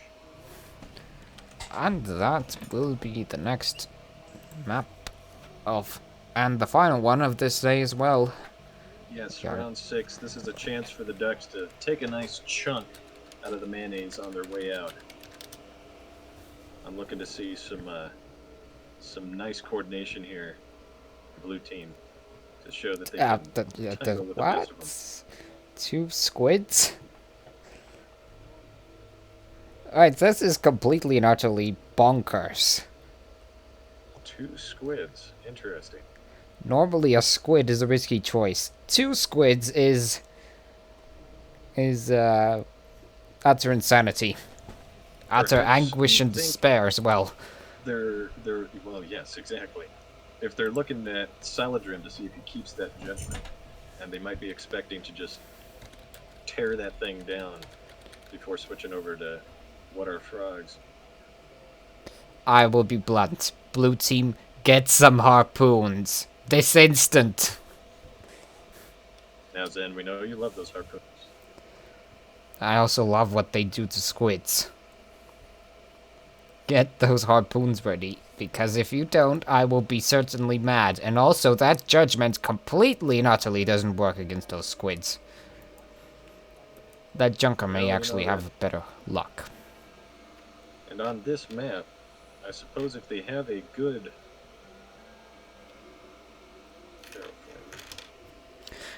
I don't want to put it in chat for the whole harpoon thing. Because that wouldn't be exactly they say good. with every defeat is a learning opportunity, but this match hasn't been decided yet. Crusader, I can't say that's... It's better, but not just bringing out the carpet. Close. Yeah, well, sadly, that carpet isn't going to look good after a couple of squid inks. Those ink spots. Let's not sleep on Sal's crew either. With Turkey been putting in work, and of course Frostbound and Ira keeping that thing running.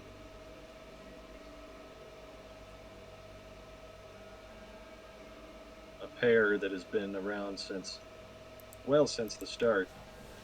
Has kept many a ship afloat past its expiration date.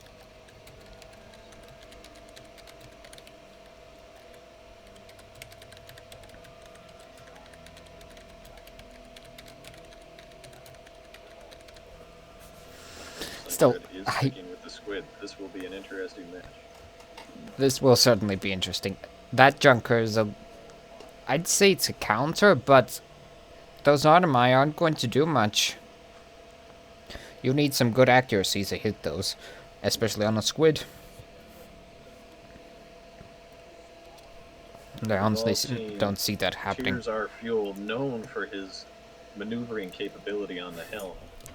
Yeah. It is key, first and foremost, to have good communication and teamwork, but some nice maneuverability skills doesn't hurt either, and he is certainly one capable captain. What I would suggest to blue team, if they're not going to go harpoons, is carronades, banshees, maybe a gatling or two.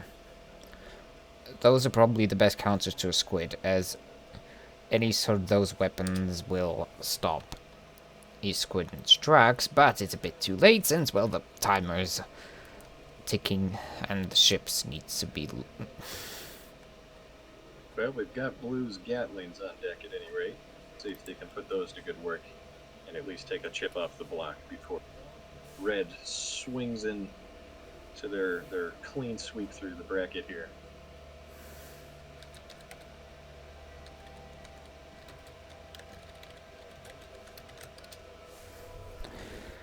And now, sadly, you can't ready up when you've gone to PP, sadly. With 3 seconds remaining.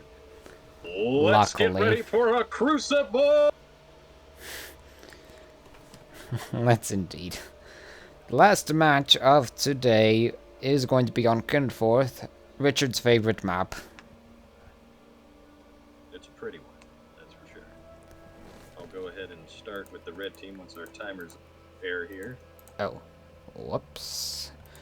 That is completely what I did not want to do.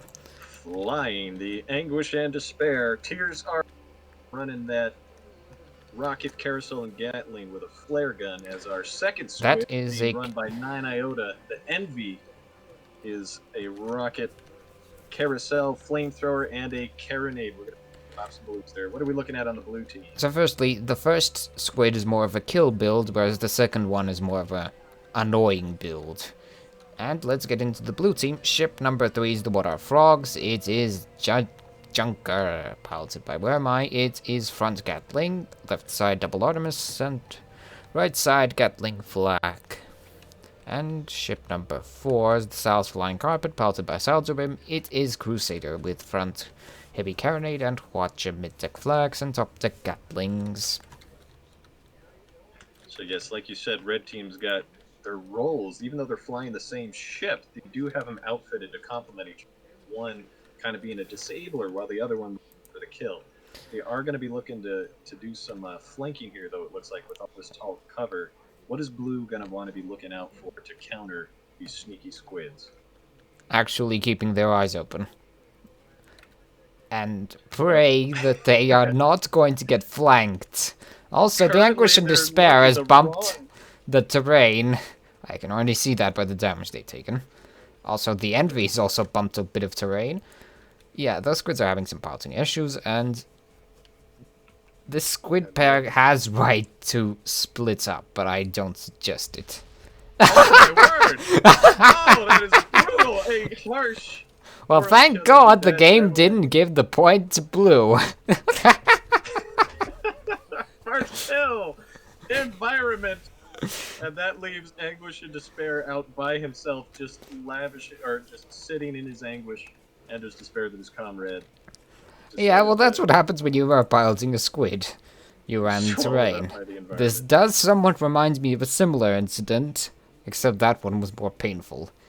Go ahead. It was the Spirit of Fire piloted by Hellfire, which, as I was talking about it, as I was reading off the first, ship number 1 is the Spirit of Fire piloted by Hellfire, he used Drift Sail and rammed the mountain.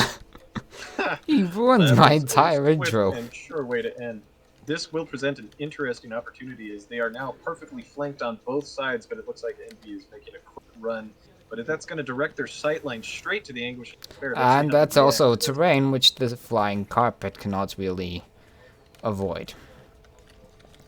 The Anguish and Despair now lined up directly below the Junker, as the Envy is attempting to help its ally. It looks like they're doing a good job staying out of the arcs. Looks like the flames are getting ready to cook. They're focused.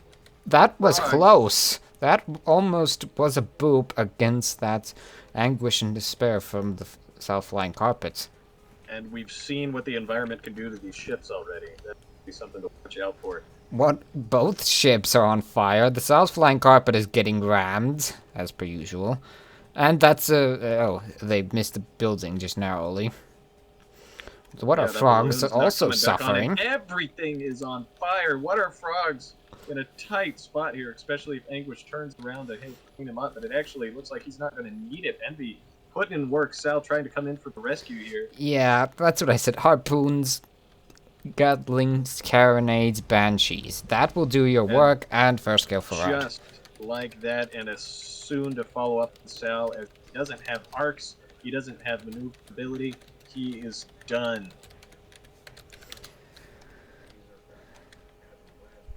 And that's a bit of a boop. Balloon boop. A interesting boop. He is now... It's actually a ramming strategy. You can ram and deal good damage. Lost some significant hull damage from that boop there. You can do some good ramming damage with a bit of balloon ramming, so long as you have a balloon to ram with. That's the important bit. If you don't, well, then may as well take a cyanide pill, just to make sure. They're bringing their balloon back as Sal spirals out of the existence of the planet here. The Envy is...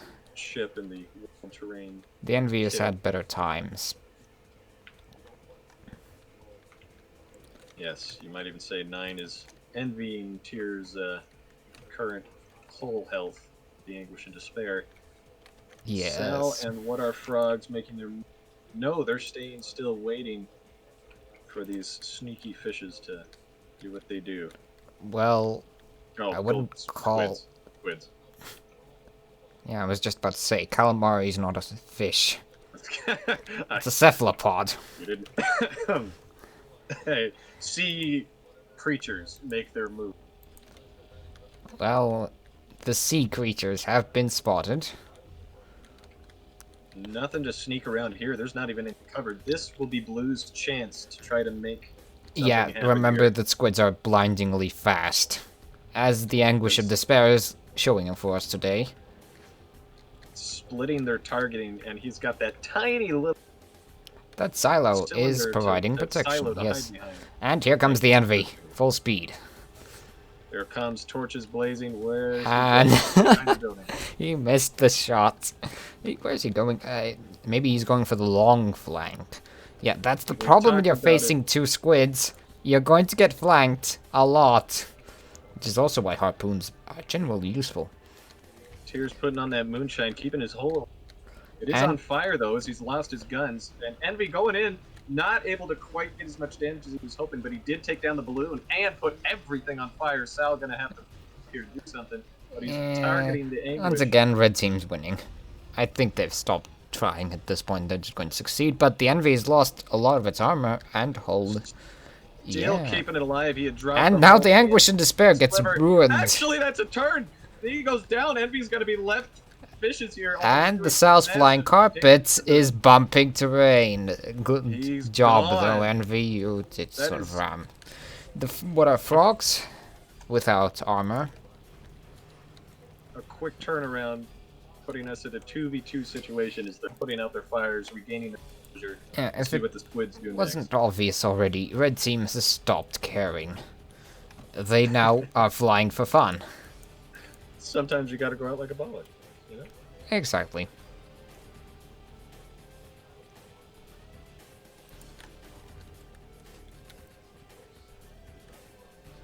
Alright, as red's making their way Oh back no. towards I blue. see that map for— oh, that was a— that's what you get for flying with the squid. That's a third of the perma of an Anguish and Despair, now goodbye into the ether. Yeah, Tears getting a little bit of the taste of what 9 had just experienced by kissing the environment there. And again! Oh! Again! Now joining his brother in the void Again! Kills this blue team probably wondering Again! what's mind games? Is this some advanced strategy? Meta, ladies and Right, I was certainly correct about stating the terrain was MVP. Yes, we have our 4th contender in this tournament. The terrain itself will truly take the title, I'm sure of it.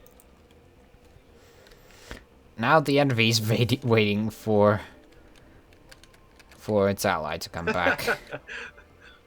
GOIA questioning the pilot's intentionality of their crashes here. We have blue taking a position that gives them the high ground, but we'll see if this plays out like Star Wars or not. I remember hearing something about Mythbusters episode that basically debunks the high ground moment and that it actually doesn't matter. Well, let's see if this turns out like Mythbusters then, as Envy is making ground, although I think he's been spotted now by what our frogs melt, maybe not. The Envy is going for a long flank. And here comes Anguish making his moves, quickly darting behind cover there. We know Tears is quick on that helm. Envy for a long flank. Playing for a bit of distraction, so the Envy can close distance without issue. Now they've got him split here. What do we need to see for blue to come out victorious here as they're about to get hammered? Do they need to focus down one of the squids, or do they need to try to 1v1? They need to get lucky, basically, and hope that one of the red squids screw up. You can't do much against a good squid, sadly. And I'm not liking this position here as Sal and Frogs have their behinds. The Envy is revealed, but it's now going to be the classical engagement of the the Envy now. And the Water Frogs poops the pipe.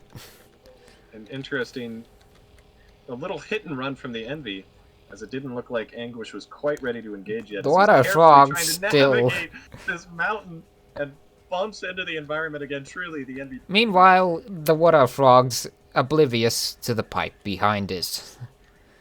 Yes, terrain is the MVP. No doubt about it. Anguish and Despair zips past like a lightning bolt. Finding a new angle to tackle Sal, who is currently exposed, although changing his angle now. He's ready to meet the Anguish head on. We'll see what the Envy does. Both squids are laying back, waiting it out, waiting for the opportune moment to attack its enemy. Meanwhile, blue looking a little confused on how they want to position themselves, although yeah, well, that's the situation they found themselves in. Two squids aren't exactly good for health.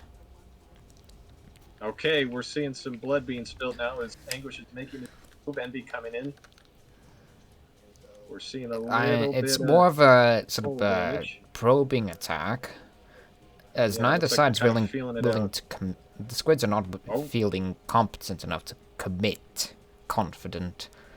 Blue has found a nice spot to make a stand here. They're not able to fully engage on them the way they want to. Yeah, Red's aware of this, and they won't attack into a complete disadvantage fest. Ooh, Envy taking some hull damage there. It Not needs to. dropping the hull, Oh, taking that's massive damage. Almost dropped him out there. This might that's actually the be core hitting issue of a hard. squid. You stay still, you dead. You stay Still in it for now, but hanging on by a It's sliver. not in a good position. I don't see Moonshine. that thing surviving. No, it does escape. And But that was an almost extremely running straight to the close fight. situation. That's why you don't stay still on a squid, unless you're 100% certain the enemy can't hit you in any way, shape, or form. Exactly. Envy can't afford any mistakes now. Have any hold of The Envy to is burn now through. carronating from below, as it is attacking the water frogs. Right into the middle of them. What is he doing? There's no way he's gonna live. Tar. Tarring them. He's lost his balloon though. All they need is one. Oh, but he brought the hole back up. It looks like he's gonna live. That tar might have effectively set everything on fire for the water frogs. Disappointing. Sitting back. Envy still alive. Barely. Out with only a little bit of damage to his engine. Barely. But... Barely. Well, red team has now just lost the advantage a bit. Envy, that was a... oh. That wasn't good. And then we're not seeing a whole lot from Tears at the moment now. It's like he's just waiting for that perfect opportunity. Yeah, they're cautious. Blue team has put themselves in a decent position where they can cover all corners and... well... And sure enough, Envy looking for blood again, coming in this time. The Rams, and the failure. That's going to leave Anguish by himself. Yeah, that's also the issue of Squid. You can make very many simple mistakes that will end up in calamity. You can make simple mistakes with the other ships and not be screwed completely over, whereas a Squid, one wrong step is a path to damnation. And sure enough, we see the world's best backwards driver here as Anguish is zipping back towards Envy, who spawned not too far away. Looks like they're going to be able to remaneuver pretty quick here. Sal and Water Frogs have left their little circle of protection here. Let's see if they can still manage to put in front now that Envy and Anguish have some better ambush options. 6 minutes left. Both teams are running the timer. Blue currently up. Yeah, Blue is actually in a position to win this match, provided Red team stays inactive. Or actually incapable of piercing the protective defensive circle that Blue is setting up. In fact, I think they're still remaining in vaguely the same area. I think it would be an impressive feat for them to take and stop the rampage that the red team has been on. If they can win this, it might not be enough points to win Crewcible, but to have successfully stopped this roller coaster. The rampage ending is more of red team's choice than blue team's efforts. As even so, two squids is, and that's an envious moment for Envy. Has realized that the world is just as much his enemy as the team is. Anguish making a run for a quick hit and run. Envy coming back up. He's got the claw on and is now moonshining, trying to wiggle through this tiny little environment. Oh, he makes it through. He does not have to go depths this time. Yeah, as I was saying, Red Team basically gave up on trying their competitive style and are now more or less just playing for fun. As who flies two squids? Well, who says competitive can't be fun? Even when it's seriously taken. Don't get me wrong. But there are many builds that work in Crucible that wouldn't have any right working in a normal competitive event. For example... The double squid is questionable, but I'm kind of living for it. For example, one of my first Crucibles, of me being an organizer. That was somewhere in August. It started off with me and Grump being paired together. We both are ramming enthusiasts. The final match consisted of a Magnate and a Pyramidian ramming the enemy Pyramidian to death constantly. Speaking of rams, we have Envy almost going frogs here, but deciding better to position himself. Although he's now taking some serious whole armor damage. Not quite a break. There is a break. And he's taking some perma-hull damage there. He's got fires. Now the sort of chinks in the armor start revealing for Red's little maneuvers as 9 Iota is not an experienced squid pilot and is thus having issues keeping up with the fast-paced nature of the combat. As his engines are down, he's putting on the moonshine that he doesn't have anything with it. His Anguish is going in effectively. They do have cover. Taking some massive damage. His hull is down. His balloon is down. He's about to go down. All a squid needs is its engines, and that is still up. But yes, Red Team not in a good state right now.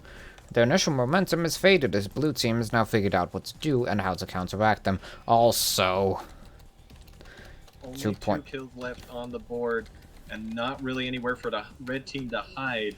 This could be a swift end here. It's not going to be a swift end. This hasn't even been swift at all. It's 2:30 left on the clock. Oh, you're right. Only 2 minutes left for Blue to try to close this out. That would be quite an achievement, even if Red is just screwing with squids. Anguish getting some good hits on Sal, trying to re-maneuver here. And that's an armor break. As he's running, his own hull is in serious damage. And bye. Yeah, Blue Team has won. No doubt about it. 2 minutes left on the clock. Not a lot that can be done here. All Envy can try to do is just survive, which is where he's running for his life. Well, of course, they're squids. Shining into the fog as he disappears. A sad fate. A sad fate. A sad fate, indeed. Going to give the victory not to the mayonnaise in our remaining 2 minutes here. Yeah. Well, that's what happens. At least glad that they've lost Anguish coming once. in from behind for last cheeky burst on Sal's flying carpet. Let's see if he can pull off 1 kill before the timer expires. Tearing down that hole in the back end. Sal putting on the moonshine. Yeah, Blue Team. Why is Blue Team splitting up at this point? That's probably the most insane thing you can do at this point. Also, what are frogs losing? The 1v1ing Sal is currently getting his hull hammered by Anguish of Despair. Well, Blue is 1. 60 seconds left on the clock. Blue is 1 either way, because even if Red gets 2 kills, Blue still no, Red has the first kill. They thus need to get both kills in less than... Oh, Blue got the kill. Or they could do that as well. That will conclude our final match for this 11th season Crucible. Yes, this was Crucible Season 11, Week 6. As always. Rushed together it was. We still got to see some really good matches in. Yes, I appreciate indeed. you having me on here as well. And it was good that you could arrive with me today to co-cast. Make sure anybody that's watching this to stick Chaos Saturday events, unless you live over where you do, in which case go get some sleep, man. Yeah, it's almost midnight, but that's the usual gist of things. Anyways, this has been the Crucible. Remember to sign up for next week, and I hope everyone had a good time and some laughs along with us. Take care, everyone. Our winner is... Yes. Manny!